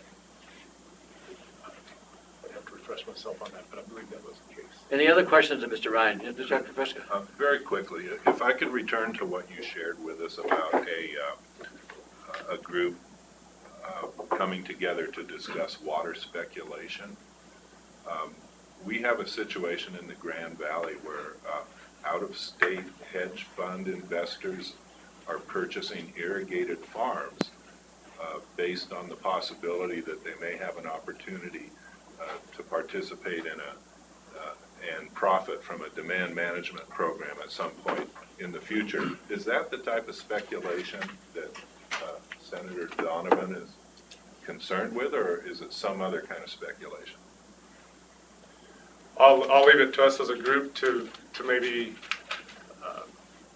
decide what she's really concerned in, but I made a comment, she was from this larger basin. I think that, we would always be concerned, demand management, which is under a feasibility investigation right now, very early stages of just feasibility, is not the only way that somebody, and maybe not even the best way that somebody would profit from buying an old water right. That's happening all around the state. And so, but having said that, anybody that does that, we know this from the High Plains decision, that's an important decision in water administration or water rights changes. The High Plains decision says even under a change of water right scenario, you need to be held to a strict standard on speculation. That is, you cannot change a water right for speculative purposes, as well as appropriating one, is my point. So I can see where Colorado could benefit from more definite or stricter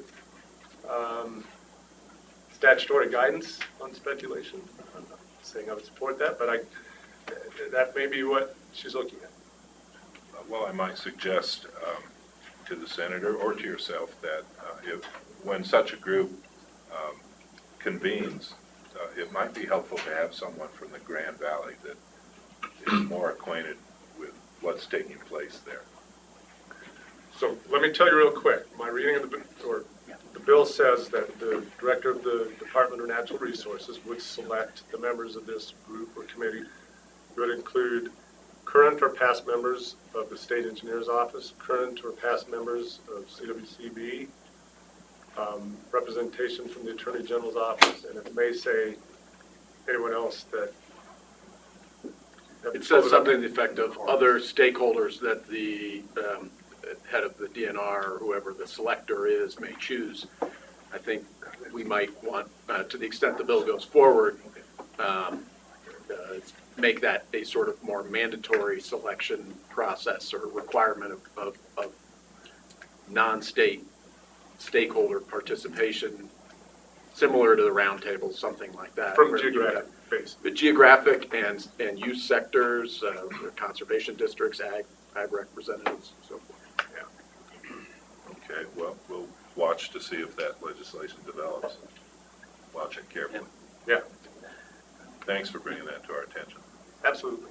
Okay, well, thanks for coming out, Kevin. We appreciate that. I just have one more question. I want to follow up on what Director Van Brink brought up. So in the past, and I realize that we're all transgressing into a new generation, a new era, and the rest, especially my division.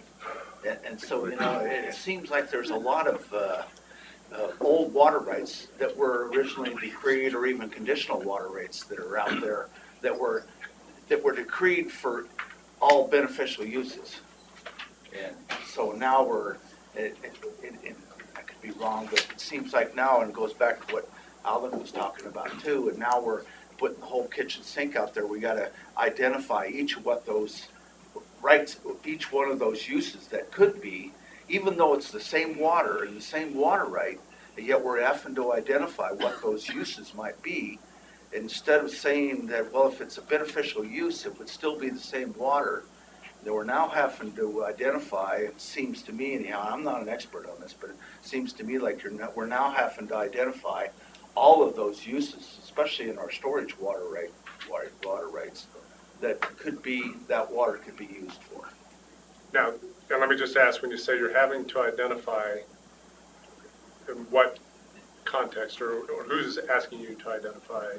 So, we're on some of our conditional water rights, they're asking, Aaron is specifically asking us to identify what those beneficial water right uses would be versus having in the original conditional water right that it was all potential beneficial uses. So Aaron may be asking you that in a diligence application. Absolutely, yes. For which uses are you making it absolute? Yes, which then opens the door for that much more contest for everybody else too.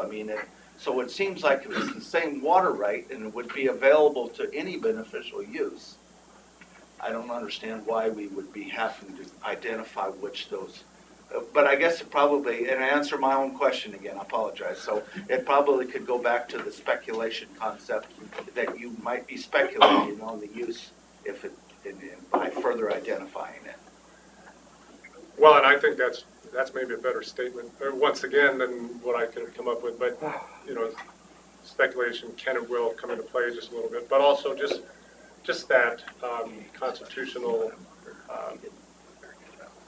water right, you know, something that you've applied to beneficial use. So to make it absolute, have you applied that, I'll just go way up there, that oil and gas construction, have you actually applied it to that beneficial use?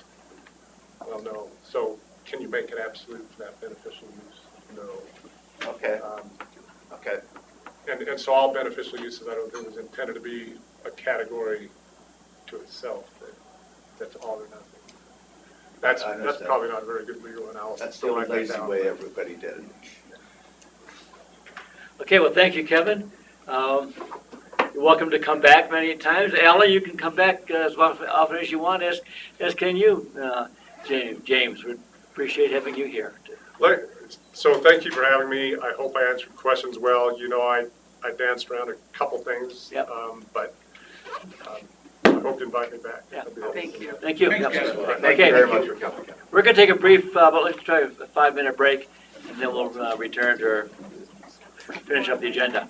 Thank you. Right now?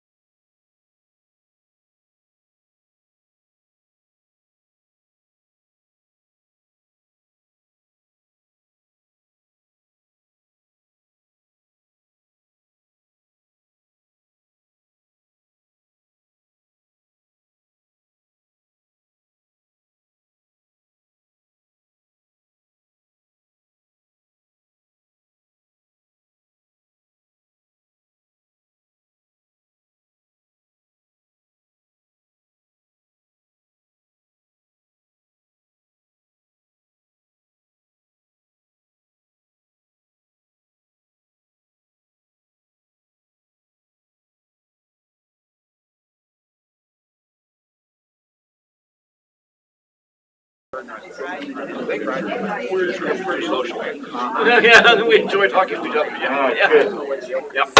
Yeah, you're up, sir, yep. Tell us everything you know, we got 2 minutes. No. So, wanted to welcome our EA team. I think at the budget meeting, many of you heard that Alicia was joining the external affairs team, and I have to say we're very excited to have Alicia on board and running with it. I think on a daily basis, we stress her out, and maybe I should say I stress her out, and kind of helping her understand the expectations for the job she would take. So it's great, though. She's awesome, and really compliments Zane and Jim well. And again, unfortunately, Jim can't be here. I know he'd like to be, but we're going to let Zane and Alicia take over and talk a little bit about our efforts and where we've been, where we're going. They may do so well that Jim doesn't need to come back. I don't know. Oh, come on. I'm not ready for that. So, okay.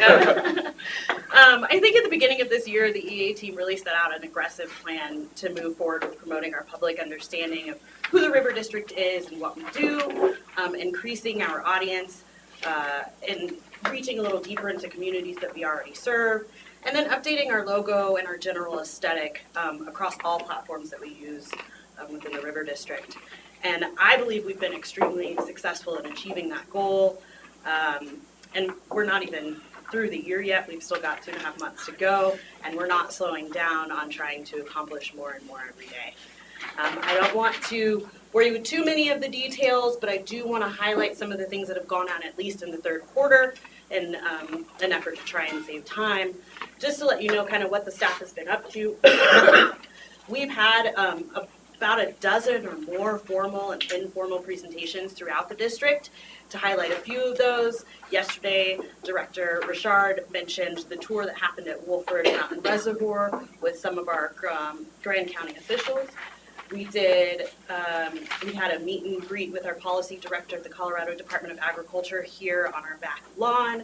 We've talked to the 9th Judicial District Bench Bar Association. We had several staff members there presenting. We had a presentation recently at the White River National Forest Roundtable. Our staff also participated in a river cleanup, so we are practicing what we preach out here also. And something that's really important to note, in September we were honored to be named the 2019 J. Evan Goulding District of the Year by Special District Association of Colorado. They've got close to 2,050 district members and over 300 associate members. We got to hear about us and what we do. They labeled us as spearheaders for creating for creative outreach efforts, and I think that's something to note. Also, Executive Director Ann Terry was quoted to say, throughout their long history of serving Western Colorado, the Colorado River District has maintained a determined commitment to the best interest of its citizens. From its advocacy and legislative efforts to its water storage projects and creative community programs, the River District is truly living its mission and fulfilling the purpose that was envisioned for it over 80 years ago. Director Whitmore was there to accept the award for us. Director Stagelmeyer was also there, and we had staff at that event also. And a very impressive physical trophy. And hopefully made it back okay. Last but not least, let's talk about our annual seminar. It was another great year. We had record attendance again, just over about 300 people registered and in attendance. This is really big for us because it means that we're managing to stay relevant. People are wanting to continue to come to our event. Not only that, we had 91 people that were registered as first-time registrants to our water seminar, so people are still interested in wanting to come. I'm sorry? 1/3 almost, that's Yes. great, yeah. We did a little bit, we approached our advertising a little different this year, and we have had some great success with our online advertising efforts using our social media platforms. I think Zane can speak to that a little more. Yeah, I think it's a perfect example of some of the tools we've been building over the last year and a half, 2 years, coming into full play with this year's annual seminar. And one of the things that Alicia has helped us to do is to develop the tools to track and capture data from registrants, from State of the Rivers to annual seminar to any of the Montrose County Water Forum that Andy spoke at last year and will speak at again this year. We're capturing that data, and so we're not only retaining people's contact information, ensuring that we can communicate with them when we are in their neck of the woods further down the road, but also helping us to see what's working, what's not. And one thing with the seminar we found is that our survey respondents indicated that the vast majority of them had seen or heard about the seminar through online or social media targeting. We see that as a tool we can continue to use in the future. It's also more cost effective. By comparison, we spent about $6,000 on traditional advertising mediums, radio, TV, print, our more traditional bread and butter advertising options. And by all degrees, that was a success, and it's good branding exercise.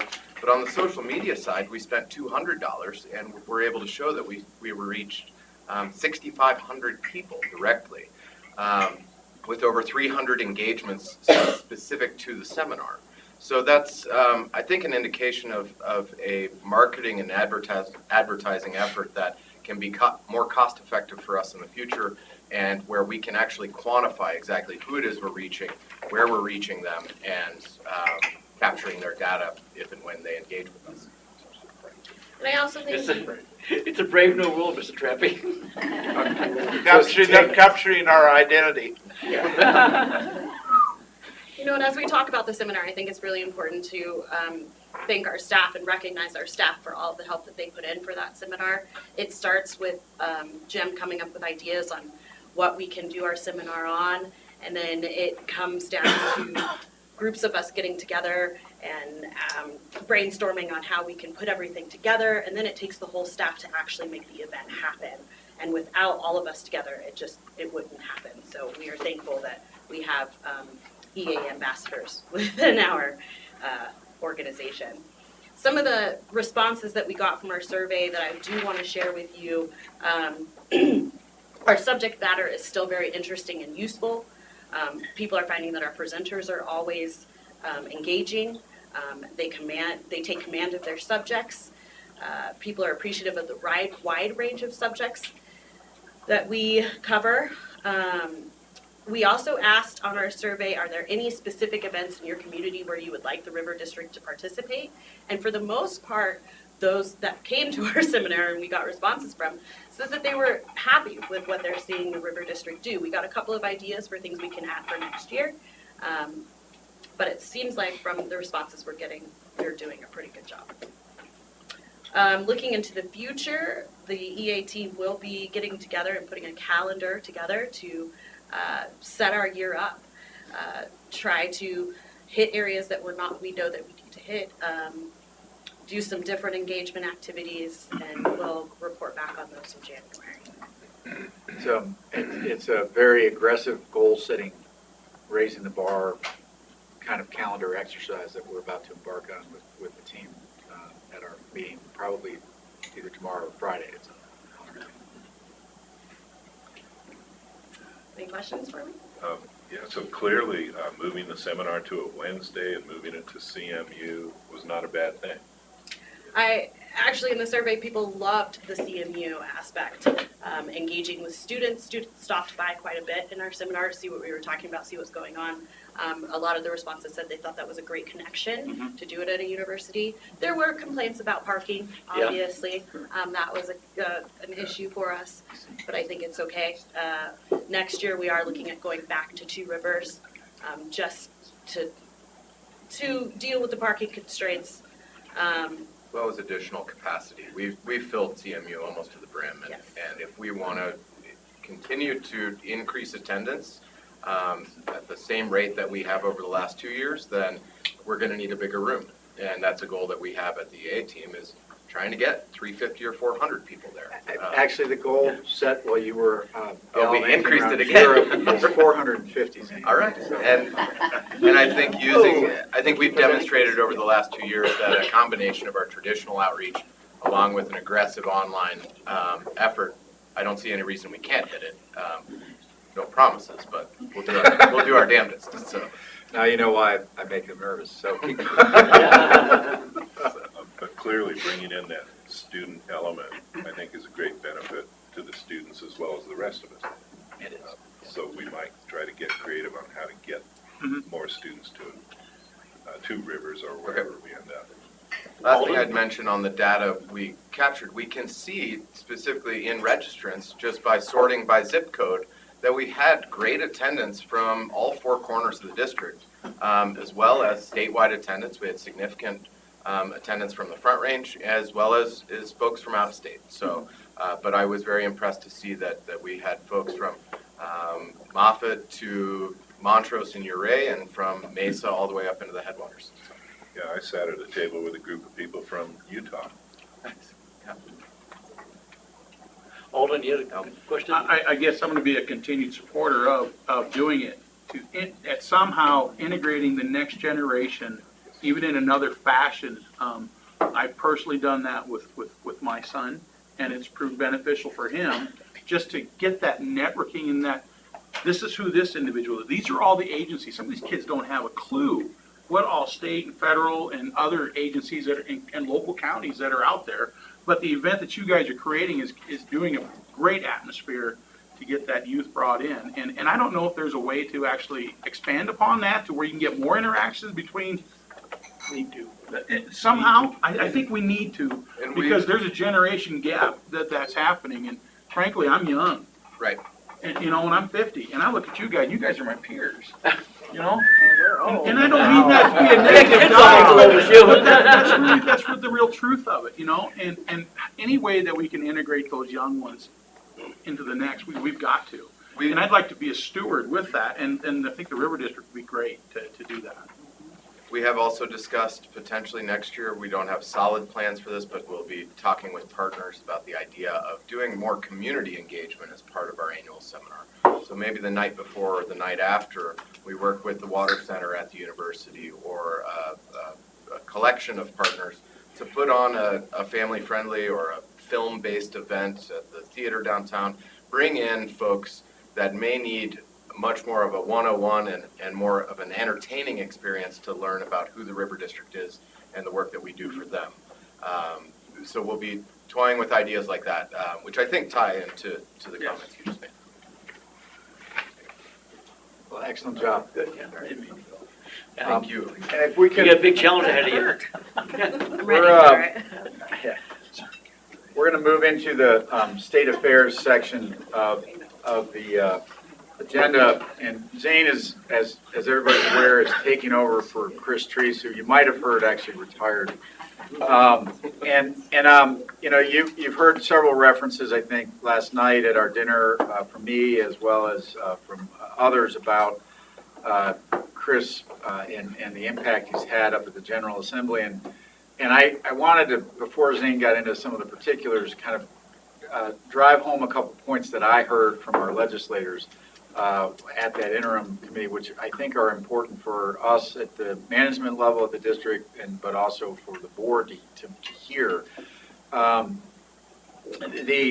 me first say that Mark Catlin's comments were fantastic, and no one would be surprised by the perfection with which he delivered them for Chris. But I don't actually quote him on what I'm going to talk about, only because I want to talk about the comments from people outside the district and where they see Chris and the district having been particularly effective.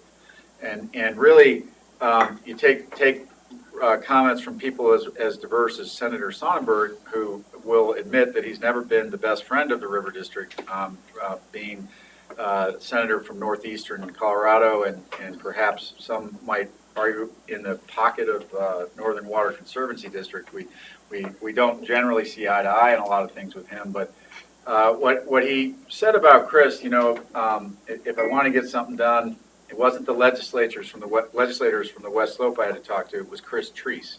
And I had to figure out how to navigate Mr. Treese in the Colorado River District with the legislators. And that's truly a tribute to what you've been able to accomplish, your ability to bring a number of people together to solve issues. And again, stressing Chris's ability and our district's ability to stay at the table and solve the issues, not just put up opposition, but figure out solutions. And so even Sonnenberg, who oftentimes opposes things that we want, recognize that. Representative Jenny Arndt, also from northeastern Colorado, the Fort Collins region, a different political party than Sonnenberg apparently, stated, because if he doesn't like it and the River District doesn't like it, you can just count them down. She's talking about her own legislation. She said she realized very soon after taking office that if she had an idea about water legislation, she couldn't have a legislation passed without running it through Chris Treese in the River District, right? This is someone who represents Fort Collins. She said, but not only would Chris, when he testified against one of your bills you were running, he would sit down and tell you why, right? And then more likely than not, there was a nugget of an idea that you could get out.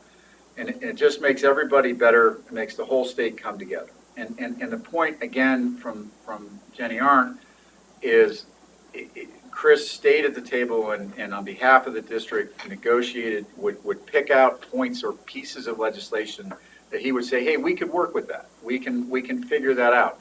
So those are two front range representatives. And then Dylan Roberts, who's one of our representatives on the West Slope, to Chris, you made legislation better. You didn't just come in and try to kill things and get rid of things, but you actually wanted to see a result and search for common ground, whether it was there or not. And it made me a better legislature, and obviously your service vastly precedes my time. So he just was thanking Chris. But again, very common themes from both sides of the divide about the perception of the River District in terms of the direction this board has consistently given over the years with Chris was stay engaged. Don't just oppose, but stay engaged. And sometimes I know myself, my own perhaps sometimes combative posture on things. You say, let's just oppose it. And I know our board can be that way sometimes. Think about that as we talk about legislation this session and others. Why is it that this district that represents only 10% of the population in the state can be this influential at the state? It's because we've stayed at the table and we've figured out compromises that work not only in our best interest but others. So with that, I'd like to make one more further comment on that, because one big contrast is that some folks remember the previous long-term executive director of Colorado Water Congress, Dick McGravy. But in contrast, one of the biggest things that Dick was proud of was his kill rate. He actually had an index card made up. And I don't know if you ever saw that, Zane, or not, but it long preceded you. But that by year, which bills they opposed, they killed. He didn't keep track of really as much of what they supported and got passed, but what they killed. And I think what you can also work with and get changed is much more important. So I would note that I took a look back at the last 4 years of final legislative spreadsheets just to see what our positions were and what was that ratio of support, neutral, or opposed. And we only actively opposed, I think, 4, maybe 5 bills in 4 sessions. So over 100 bills, we only actively opposed 4 or 5 of those. And I see that as a charge to us. If we're doing our job at the Capitol, we don't have to oppose a bill because we take care of it before a problem arises. And so I see that as a charge and a mission. With that, we'll dive into the easy stuff. We're about a month behind where we were this year with the interim committee process because in odd years the Legislative Council does not meet until November 15th. That gives the interim committees a little bit of downtime after adjournment to get started. So we didn't receive draft bills from the interim water committee until late last week, early this week. I'll give you a quick overview of what those are and flag a couple of things for you. But the interim committee's first meeting wasn't until August 21st this summer. Some of that was also partially due to due to the fact that the chair was getting married in mid-July, so Senator Donovan had a wedding to plan. That first meeting focused largely on, and all of their efforts beyond a Colorado River, Big River interstate hearing that Andy testified at. Beyond that, the majority of their work this interim has been focused on the in-stream flow program and the in-stream flow loan program expansion proposals that are circulating. The first meeting heard from a number of different stakeholders on the ag, conservation, east slope, west slope, and really just kind of an in-depth dive for the committee into a primer on what is the program as a whole, how has it worked, and where are there potential opportunities for improvement. Most of the comments at the August 21st meeting that was held in conjunction with the Water Congress Conference in Steamboat were targeted at the loan program expansion, although there was some commentary by Farm Bureau and others about the need to clean up the statute as a whole and find ways to make it work better for folks. So the second interim committee is where the members heard specifically a new straw man proposal that's been brought forward by a working group of the Water Congress State Affairs Committee. That working group is being led and was organized by both proponents and opponents of last year's House Bill 1218, the loan program expansion effort. Before we dive into the straw man and the proposal that's there, I want to remind you all of what we dealt with last year. And we saw 1218 as having some pretty serious problems when it first came across our plates last year, and we're successful in amending most of those problematic components out. Namely, we were able to amend out a provision that would have that proposed to allow the donation of water to stretches of river that don't enjoy a decreed in-stream flow right in place, essentially creating a new super category of water right and allowing the water right owner to determine where and how far their donation might apply. Yeah. So you all are aware of those. We successfully, with Chris and myself and Andy and others, were able to amend that provision out along with a few others. We were able to amend in a provision to provide for no more than 3 consecutive years of loan program participation. That, as a whole, though, you can see up there the first 3 are kind of the bread and butter of what that proposal was. It was expanding the program from 3 and 10 to 5 and 10, allowing up to 2 renewals of 2 10-year periods of renewal. And sorry, I'm going off the screen. I'll go off of my hard copy here. And allow the CRWCD to accept loans that improve the natural environment to a reasonable degree on stretches that do enjoy a decreed in-stream flow right, as opposed to just the preserve approach that's been taken in the past. So with that, it's important to remind you all that effort did ultimately fail, I think largely because of the rushed approach taken by some of the proponents. The State Affairs Committee, we and others expressed serious concerns that this bill did not enjoy much daylight before it was moving through the committee process. So that bill did fail, and Senator Donovan killed it in the Senate Ag Committee for those reasons. In the interim, it has enjoyed a more robust conversation, and the straw man that is in front of you now is itemized there for you, but includes a number of the provisions from where the bill failed last year, as well as a few additional potential changes. It would allow a loan to be exercised again 5 and 10-year period, with no more than 3 consecutive years, 2 additional 10-year periods, so 2 renewals, and then the improved language beyond preserve, and then clarifying language that the SEO determination, the State Engineer's Office determination, would receive a de novo hearing, expedited de novo hearing in water court. Beyond that, 2 two approaches that have been discussed are essentially bifurcating the loan program into a one-year non-renewable emergency loan capability for a water right owner that wants to donate their water. Second, and the comment period on that would be, as it currently is 15 days. The second would allow for a renewable loan program to be exercised, again, up to 5 and 10 years. Again, de novo hearing, no more than 3 consecutive years in a row. And West Slope stakeholders have specifically asked that the comment period be expanded from 30 to somewhere between 45 and 60 days on that, to ensure that those who feel they may be injured have an adequate opportunity to have their voices heard. Grand Valley Water Users was the most vocal opponent of this effort last year. They have said with these provisions they would be willing to support this effort.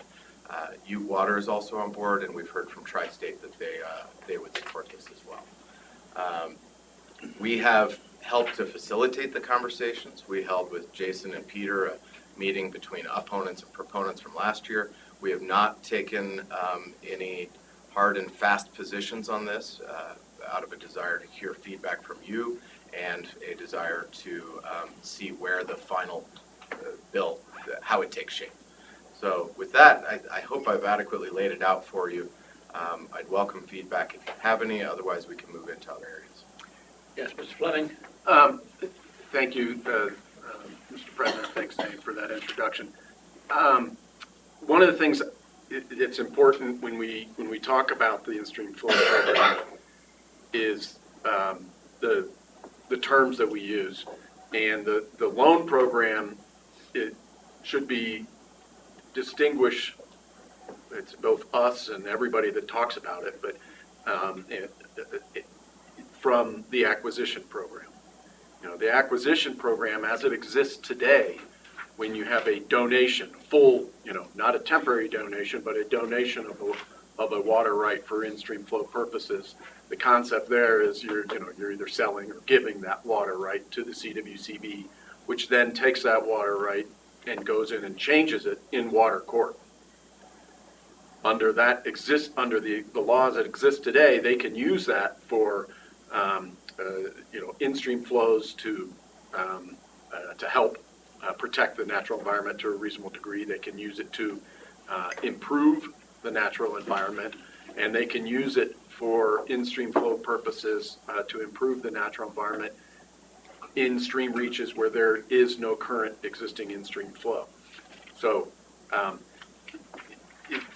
it's just, the statute is a mess. I mean, it's difficult to read. It's been amended so many different times that it could benefit from a rewrite, depending upon who's doing the rewriting, I guess. But yeah, that's what I said, depending upon who's doing the rewriting. But I think it's important that the board keep in mind that you can do a lot of these things through the donation program. What this bill is focusing on specifically is the loan program, and that should be distinguished from the acquisition program. And the loan program contemplates these in-stream flow uses happening on this temporary basis, sort of by definition because it's a loan, but also very importantly because the loan program does not require going through water court and having the water court decree and adjudication. The analysis that would happens at the state engineer level, and I think it's going to be forced more by the changes that are proposed in this bill from the last year's bill. You heard Kevin Ryan talk about that they would do that sort of analysis at the state level. Opponents would have the opportunity to challenge that on a de novo basis, meaning without any presumptions, by going to water court. Not that anybody wants to have to do that, but at least there is that backup protection. So I wanted to just sort of explain those, keep in mind those two distinctions. I also wanted to just sort of reiterate what Vice President Whitmore said previously about, working on these interests in this bill. We should also keep in mind the River District's desires to achieve resolution of the 1023B issue as well. Mr. Van Not that that fits into this bill. Yeah, well, I help me understand that, and I'm sorry, I'm not an attorney, so de novo review in water court, help me understand that better. Because I guess what I see in here is some basins that don't have much storage are gonna be much more vulnerable if there's an in-stream flow program and they start taking that and putting that into effect. So you're just retiming the flows and you're gonna send it downstream, meaning we're gonna have shortages later in the year that we necessarily wouldn't have. So there's that no injury factor to that is not included with this. Does that de novo review with the water court include that no injury component? Since there is no real court review other than that, I mean. Yes, it would be held to a no injury standard if you went in and challenged it in water court. But you have to challenge it. You have to challenge it if Yeah. you would have the opportunity to submit comments to the state engineer as well and say, this is gonna injure my water use because of X, Y, and Z. And if the state engineer said, well, I've considered your comments, but I disagree and I'm gonna approve this loan, then you have the opportunity within a certain time period, and I can't recall what it is off the top of my head, to oppose or to challenge that, go to the water court and de novo, as we have effectively drafted that, it is intended to mean the water court makes no presumptions about the validity of the state engineer's findings of no injury. So as opposed to, recall we were talking about in the appropriation of an in-stream flow, when the CWCD appropriates an in-stream flow, one of the three findings it needs to make is that there will be no injury to other water rights. If they make that determination as a body, as a board, and to go in to challenge that, you have extremely high hurdle because the agency's determination is given a very high degree of deference by the water court if you challenge the agency's determination.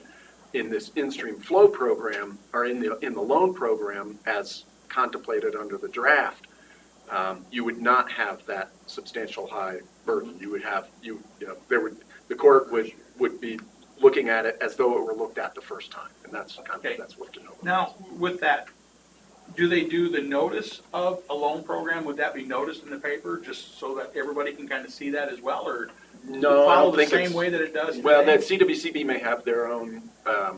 One thing that's been proposed here is an expansion of the lists used to announce a proposal. Okay. So using the source water. Okay, Ms. Whitmore? Thank you.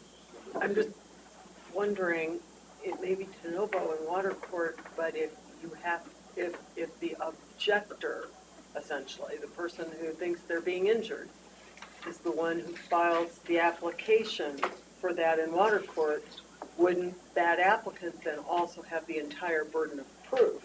No, we've shifted, I think the language is that it's shifted, we should double check that, but I think that we. The state engineer then has to demonstrate no injury versus Well, the objector proving. it's not the state engineer's burden, it would be the CWCB and whoever is the, if there's a co-applicant.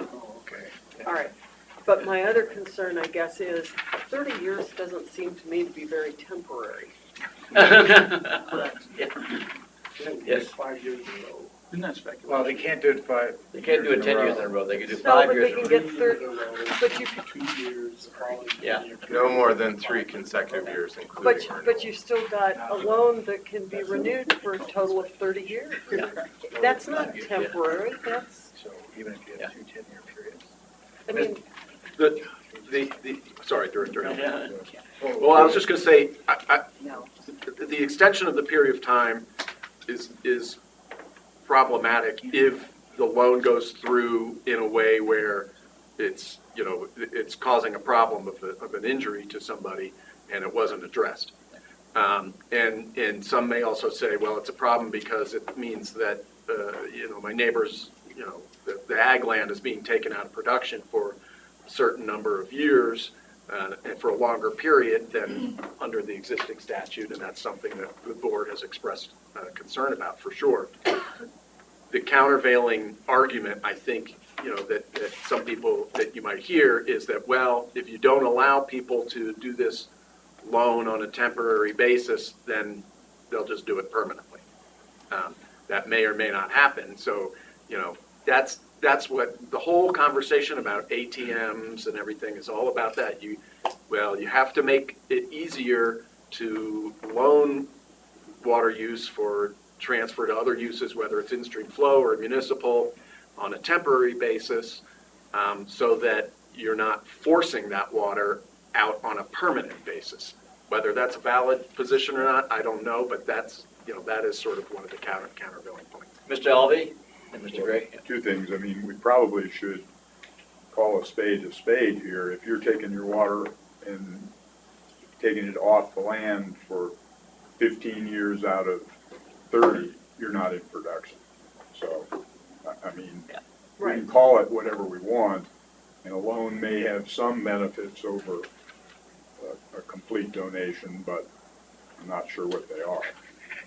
Nevertheless, the other question I would have is, in a loan, in this kind of loan program, is the CRWCD empowered to pay for that loan?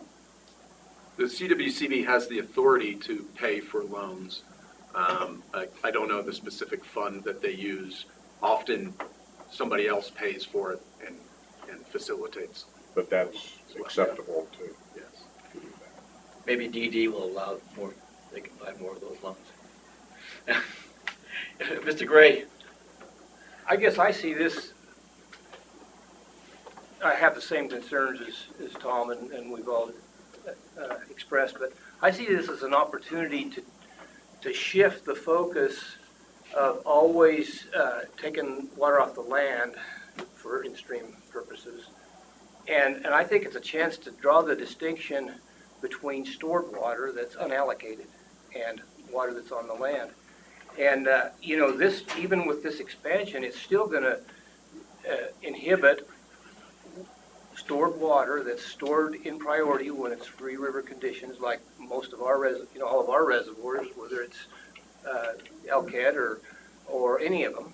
And it's still going to mean that we can't sell that water, but 15 out of 30 years. I see it as an opportunity to, and I don't think either Doug or I felt like we expressed our thoughts clearly to Kevin this morning, but we need to push that water that's stored and it's stored in priority and it's unallocated has no harm. It's just going to sit there till the next year unless it's used. And we have an enterprise fund that's looking to be in better shape, and we have, at least in the Yampa with that fund, we have the opportunity to see those kind of things, purchase water a lot cheaper than you can pay bill not to irrigate. A lot less you can get that water released a lot more economically than taking it off the land. So I wonder if we shouldn't, during this interim process, not grudgingly holding our nose, say, well, okay, I guess we're okay with this.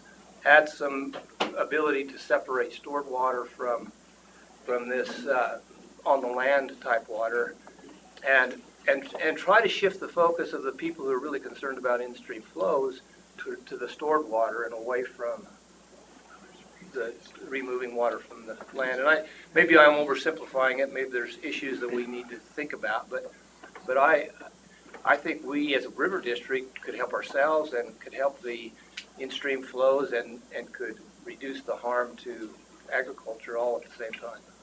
Mr. Fleming?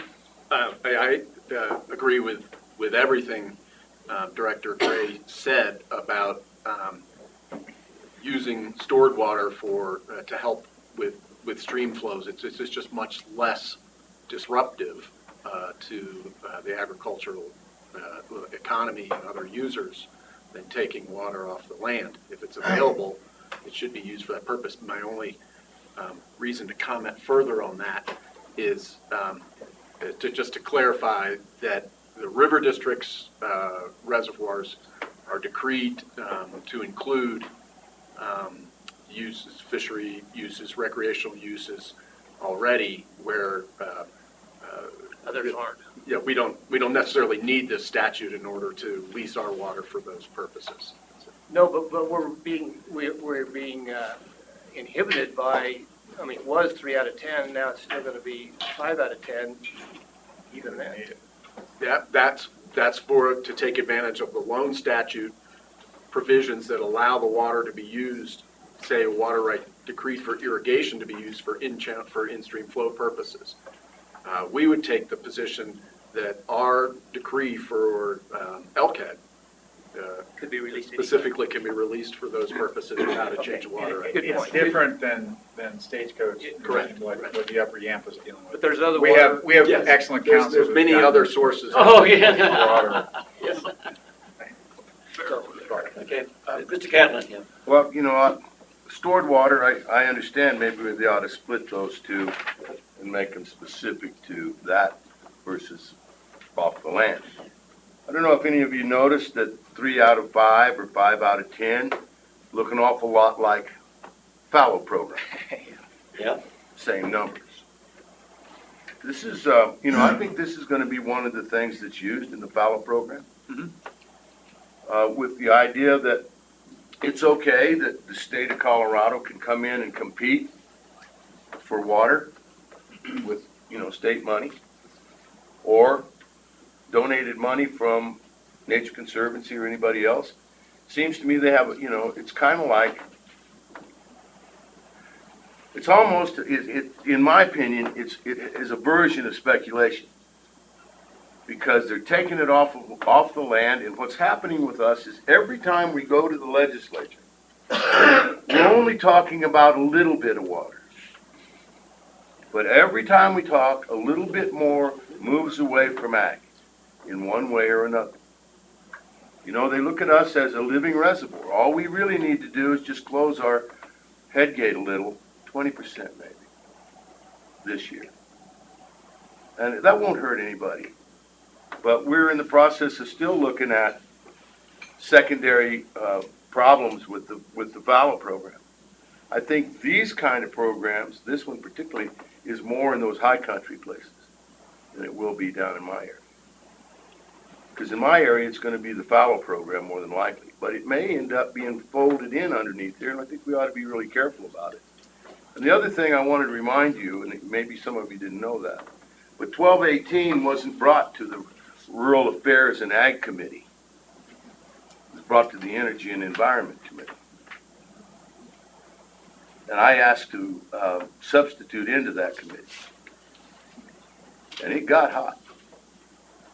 Because, if you're not going to play square and straight, then what's wrong with you? That's what rural affairs and those were set up for these kind of things. And, I thought it was kind of a shaky way to get people to agree. But I do like the idea of, and the other thing is that people are coming out and talking about this as augmentation. And augmentation has a completely different definition in most of our minds sitting in this room. But we're going to augment an in-stream flow. Well, it's an augmentation program. We need to be really careful about words because they mean something. And sometimes it's kind of like blowing smoke on a bee. It's kind of goes to sleep. Oh, augmentation, I'm okay with that. I know what that means. But this is going to take something for us to really look at. And the idea of taking care of the rivers and all those kind of things makes sense to me.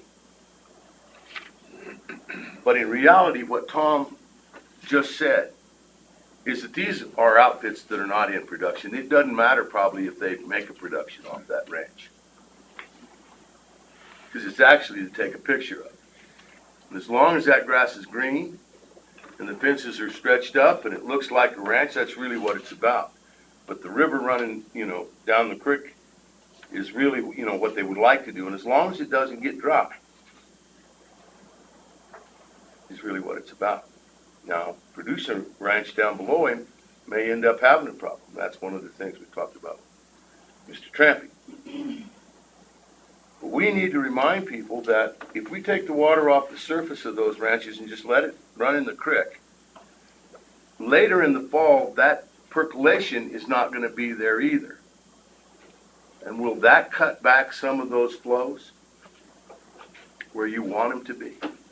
Anyway, just things to think about. Mr. Gray, you had a comment, Well, and we need to move on. I just wanted to, yeah, we do, but that was a good point, Mark, and after what I just said about storage, I think this legislation in any form, and if we do have a demand management program sometime, then consumptive use credits is going to be the driver of what's more valuable. Well, it's gonna be more valuable to get reduced consumptive use, which means taking it off the land, so then that'll actually work against using stored water. So we always need to be aware that it's basically going in the wrong direction.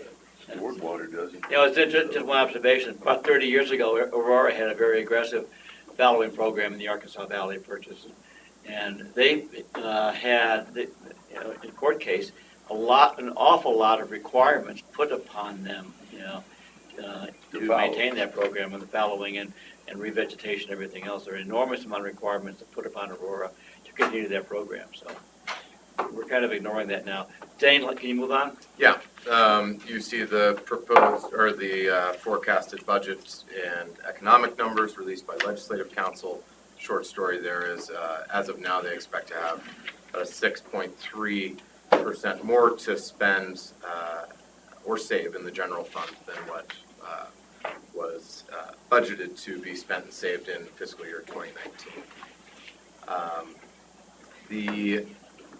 I think we've already covered the Colorado River issues, but I would just quickly note that other than Chris's great ovation and joint resolution presented by Director Catlin and others, it was the first hearing that I'm aware of where the interim committee took a deep dive, an all-day dive into Colorado River issues and the river of statewide importance. That was due to staff of the district and some of our partners pushing hard for that with our Western Slope legislators. So it was a good day. Andy did a great job, really stole the show. So, on the economic numbers, I would lastly just point out that Legislative Council was very careful to note that there are risks of recession during the forecast period. The December 20th forecast will have more information there, and we'll just know more as time goes on. Yep. Yes, sir. Before we leave state affairs, I wanted to share that during the break I visited with Zane about the state engineer's information regarding a possible bill to assemble a group to talk about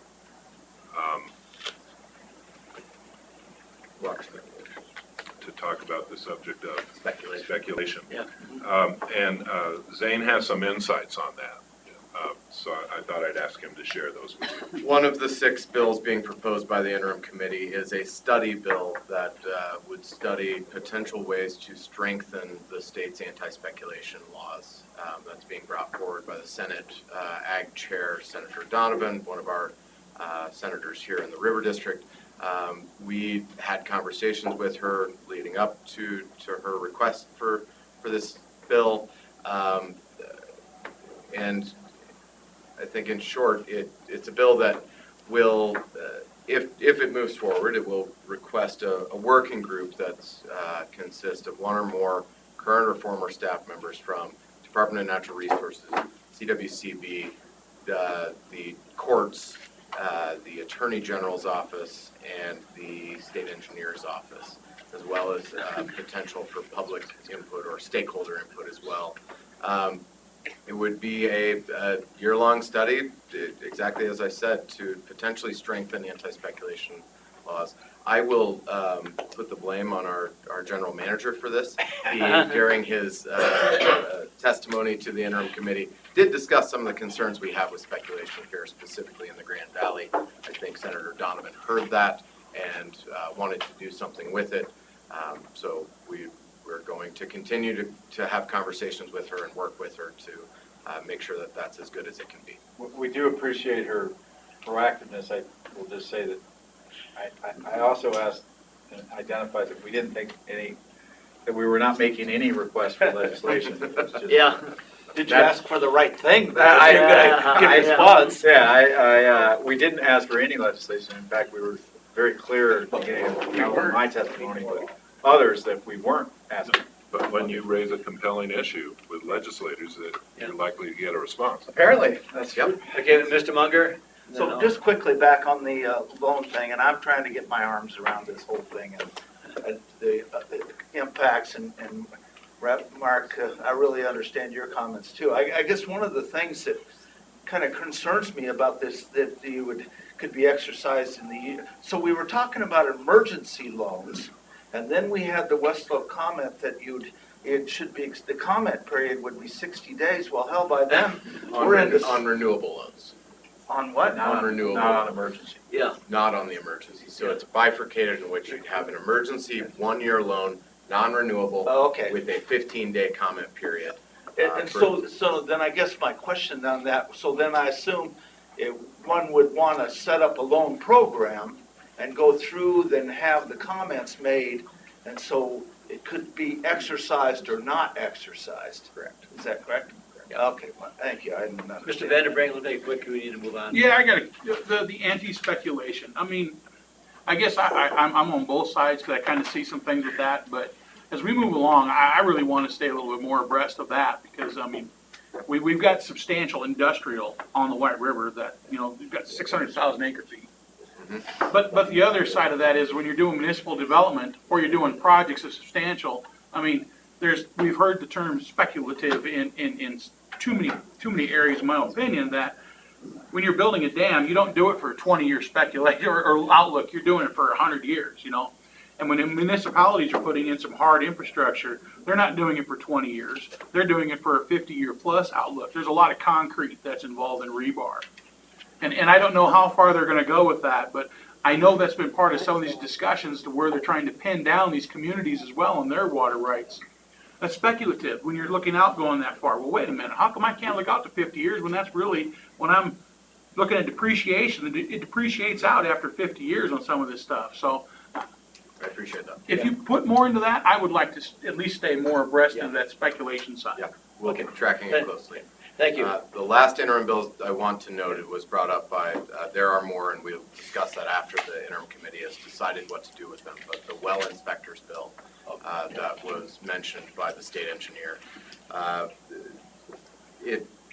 think is important to note that it would allow money from the sports betting fund to be used at least temporarily. To Only fund the well temporarily. inspection positions within the state engineer's office. I think this is an example of how the General Assembly can and will try to divert money from sports betting revenues that were intended to fund the water plan. And keep in mind, DD isn't even passed yet, and we're already They're already spending it proposals, to try and pull that money aside. So that's going to require a concerted effort from others to ensure that that money, if it is approved by the voters, is going to where it was intended to go. Okay, thank you. Moving on to federal affairs. Federal affairs are easy. You know, they're getting along in DC. They passed a budget. Everything's going great. Okay, good. Yeah. No, we haven't seen much going on in DC by way of appropriations. It is budget season there.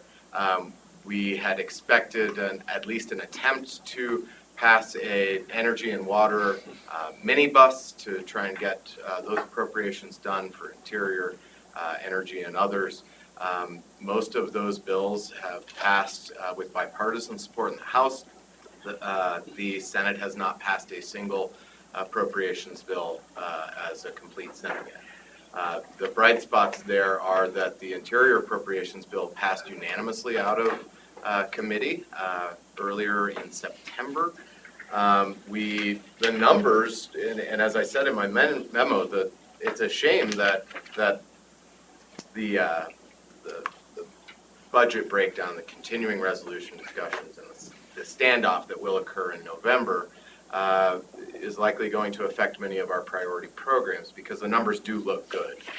If you look at House numbers for Bureau of Rec, we're at, in almost every category, both House and Senate proposals are above FY19 enacted levels. It's becoming clear now that the standoff in November will likely be averted by another continuing resolution. At least that's what our folks in DC are telling us. I think some of the more contentious issues that are taking the stage in DC right now are preventing any movement on appropriations, and I think I can leave it at that, to be honest. I would note on one potentially positive for the West Slope with the Department of Interior reorganization. They were not provided any new money by the House or Senate to facilitate the BLM transition or the broader Department of Interior reorganization in the most recent round of appropriation bills. But if we are under a continuing resolution, they'll be under FY19 numbers, and they will have a little bit more money to spend to try and facilitate that transition of the BLM headquarters to Grand Junction. We are seeing a fight potentially brewing on that with the House Appropriations Committee. Nothing to report to you of substance there, but a continuing resolution would mean that Interior does have a little bit more money to spend to try and finalize that transition. WOTUS, of course, I think we're all aware that the full repeal was finalized in September.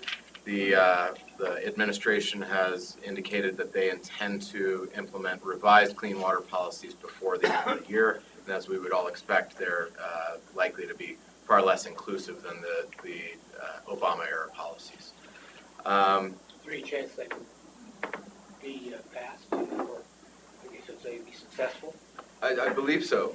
They'll certainly face their challenges from opponents, but it's the administration's prerogative to create rules, and our vice president may have more understanding of that process than I do. Well, they'll get the regs done, right, but they'll get sued. I mean, it's going to be in court for the rest of our lifetime. I would like to take a moment to recognize our senior and junior U.S. senators. Senator Bennett sent a letter that was signed by nearly a dozen Western U.S. senators, including our junior senator, Cory Gardner, as a friendly reminder to the USDA of many of the authorities that they were provided under the 2018 Farm Bill, specifically pertaining to EQIP, RCPP, and again, a friendly reminder that they were given certain authorities and asked to implement those in an expedited fashion. We have not seen much from USDA on that thus far, but I would note that the River District staff provided meaningful input to the Senator's office on that letter. I think it's a good example of our working relationship with both offices, and glad to see both Colorado senators signed on there. That's unless you have questions on that letter. I think that's really the last item of real substance on the federal affairs update. The only other items I might add is just that in addition to being back visiting with Commissioner Berman on things on the main stem of the Colorado and our goal of making the flows at the Shoshone plant permanent, I had the opportunity to meet with Senate staff, both of our senators' offices, and with the Senate Ag Committee minority staff, at least, who happened to be in town. It was during their recess, but it was very useful and really primarily focused on the trouble we're having with the NRCS offices in terms of their basically what I would call it, what appears to be an intentional destaffing of field offices and state level offices, combined with a push to centralize a lot of the communications processes, reviews, and that have really ground our RCPP efforts in the lower Gunnison Basin to worse than a snail's pace. So they were all very receptive to that. They all were aware of that. They are trying to help us push hard on that, and I think that was hopefully will someday bear fruit. Zane and I are also meeting with Commissioner Berman of all places in Houston, where the National Water Resources Association has chosen to meet. Chris Treese shows yet again amazing skill in choosing his retirement, because for the preceding 12 years they met in San Diego. Yes, November, yeah. So now it's Houston. Another Port City, another Port Yeah, City. right, lovely Port City. So, we are, as a team, Zane and I are working on these issues and really think Zane's doing a great job. And so just want to let you know. Thank you for keeping balance what's being done for us and what's being done to us. Great. And appreciate your work. Thank you all very much. Okay. Mr. General Manager. All right, if we can move on to project operations update, enterprise matter, Wolford Mountain Reservoir is on tab first. Hunter and John, I guess. Well, in Hunter's new role as the lead dog for operations for LCAT, I'm going to let him handle it. You know, John, unless you lead dog, if he never changes. Well, I'm okay to let the view change for a while. Okay. So on your Wolford memo, it outlines a number of ongoing activities of the project. There's some repair projects at the outlet works. There's some stream stabilization work going on in the wetlands area. We're have this ongoing transition with the recreation area contractors. Myself and Ray are happy to go into more detail on those to the extent you have questions, but I think in the interest of time, I'll just go on to the last bullet point there, which is the replacement of highway signage. So our current signs have repeatedly blown off. They're damaged. The posts are blown down.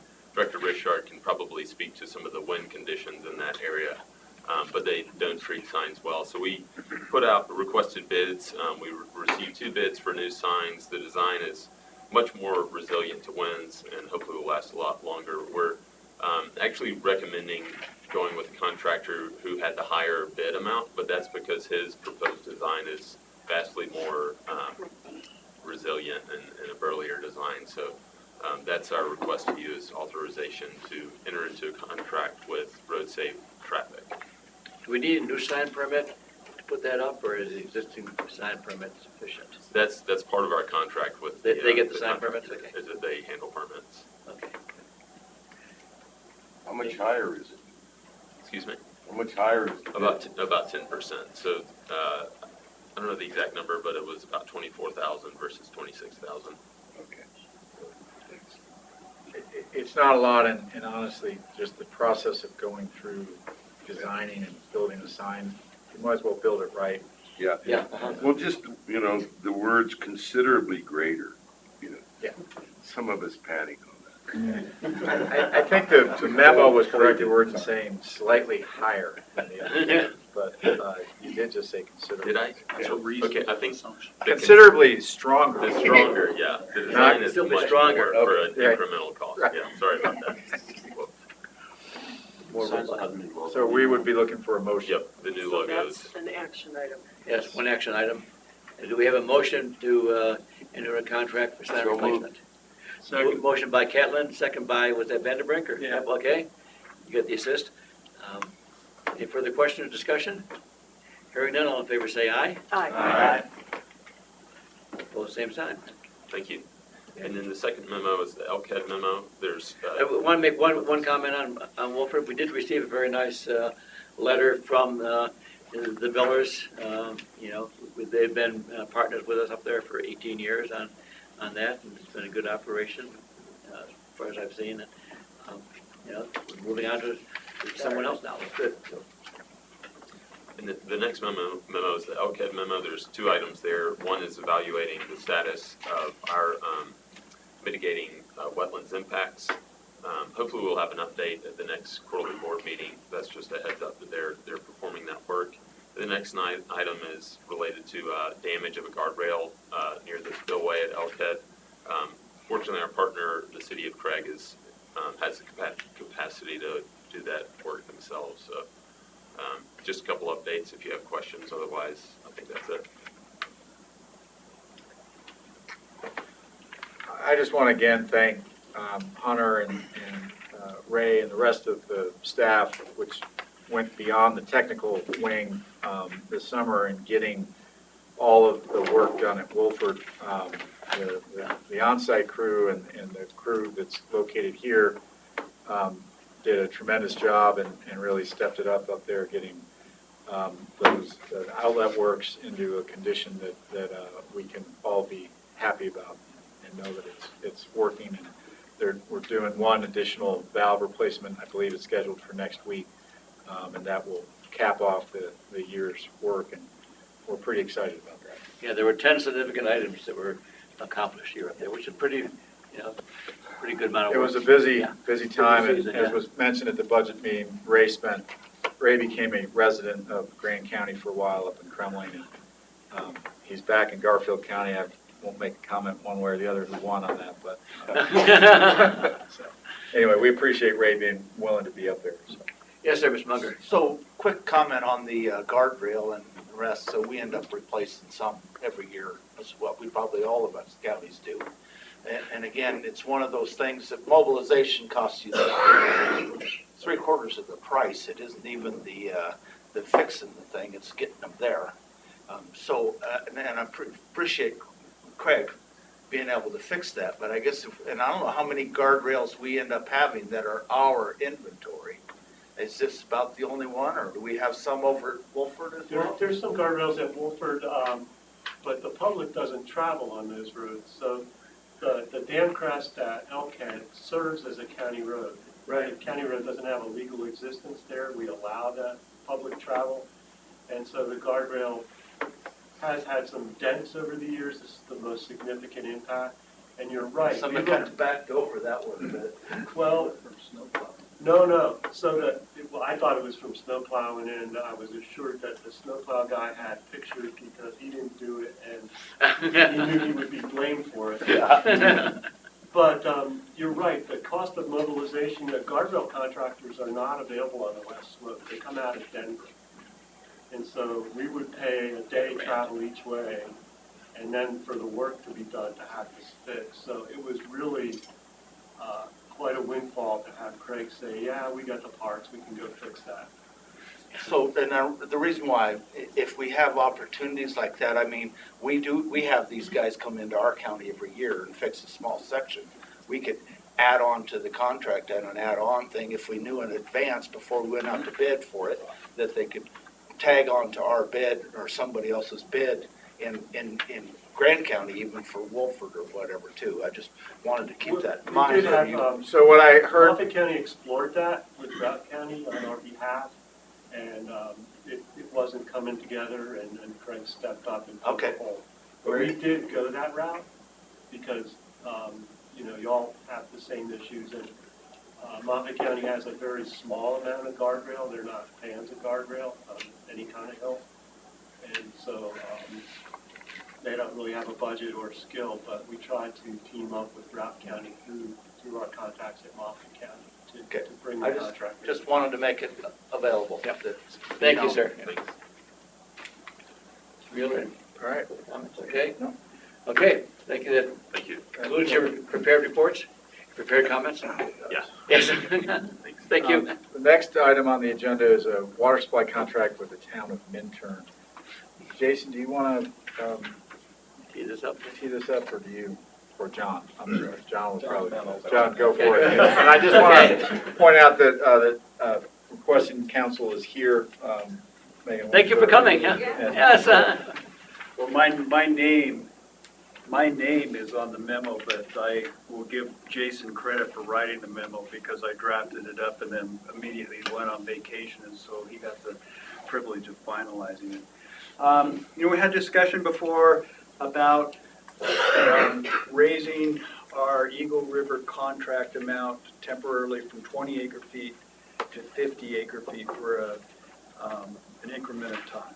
Right before our board packets went out, we got a request from Minturn for a 50 acre foot contract. They already have a 20 acre foot contract, so this would make them 70 acre feet. We've determined at a staff level that it would be appropriate. We have the water available to enter into a contract with them for 50 acre feet to make their total 70 acre feet. And that's something that can occur with board's authorization. So we're simply asking for board authorization to enter into a contract with the town of Minturn for 50 acre feet, which would then raise their total to 70 acre feet. So moved. Second. We have a motion by Propeska, second by Trampy. Any further discussion? Hearing none, all in favor say aye. Aye. All opposed, same sign. Well, aren't you glad you waited to? Hey. That's, This is a good way to spend my morning. that's the, Yes. that's the sign of effective councils. Yes, it just sailed right on through by your persuasive comments. Thanks, everybody. Well, thank you. Okay, All right, next item is just future meetings, and I want to touch on just a couple things. You know, we have our regular quarterly meetings coming up. We do happen to have, as we do each year, 5 directors on rotation, if you will, potential rotation, maybe I should say. And Lori was kind enough to send me a list of those, and I bet I can find it here, or Lori could just tell us. If you would prefer, Mr. Newman. Go for it, Lori. Mesa, Moffett, Pitkin, Route, and Sawash are going to be up in, January 2020. I will be emailing a letter from Andy to the directors on December 13th. I will also be sending by certified mail to your BOCCs notification of the term limit, and you will receive a copy of that letter also. And then the other items I think worthy of note on here. Our seminar is scheduled for September 11th, Friday, September 11th next year. The Club 20 is the following Friday, the 18th. oh, is it this time? Yes. Oh, okay. Normally it'd been the Friday right No, after Labor Day. we have confirmed that. Okay. And that's where we're headed. But it's back on a Friday, which means we will anticipate the budget meeting being on that Thursday afternoon. So if you can keep those clean or available, we'd appreciate it. CRWA convention in Las Vegas is coming up December 11th through 13th. If any directors are interested, Lori, I know, has reached out to you all already with registration. She's happy to register you. You are responsible for making your own reservations, both plane and hotel. But just note that it is not at Caesar's Palace this year. We got booted out of there for bad behavior. No, actually, somebody with more money showed up. And, That's not hard to find. Yeah, and more interesting people, perhaps even. I don't know. And so we're across the street at Bally's now. It's all a hotel in Vegas, as far as I'm concerned. The winter convention is in Westminster again. Don't use the valet parking for anybody who was thinking about it, because 20 cars were stolen there last year. And then the Lower Basin Tour. We are working on that. In fact, Lori and I have that on our agenda to really focus on it. We invited and was accepted. The Southwestern Water Conservation District would like to do that jointly with us. So some, if not many, of their directors will be present. We are shooting for March. We are going to do our best to avoid as many spring breaks and other things that complicate people's lives. But we're looking at that. We would anticipate that probably being a 3-day event. We'll let you know details as soon as we can on that. And I think that's really the ones that I wanted to stress. Lori, am I leaving anything out on those future dates that we need to highlight? Okay. Mr. Okruska. Yeah, for the Lower Basin Tour, I'm thinking about my spring work crunch. The earlier in March, the better, and many directors may be in that same boat.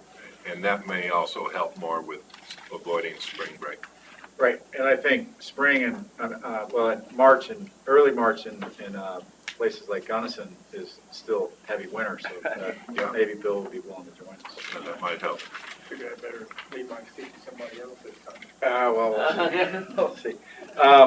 So I think at this point, we can take a break. You all may want to go into executive session to talk about personnel matters, specifically Peter and I, our annual review. You could do it in open session. We might prefer you not.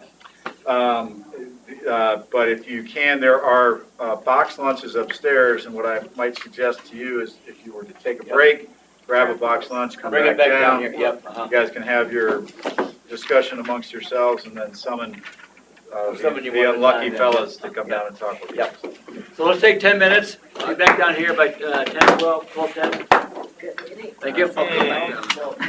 Perfect, I don't miss many of you. Mini meal. Yeah, back.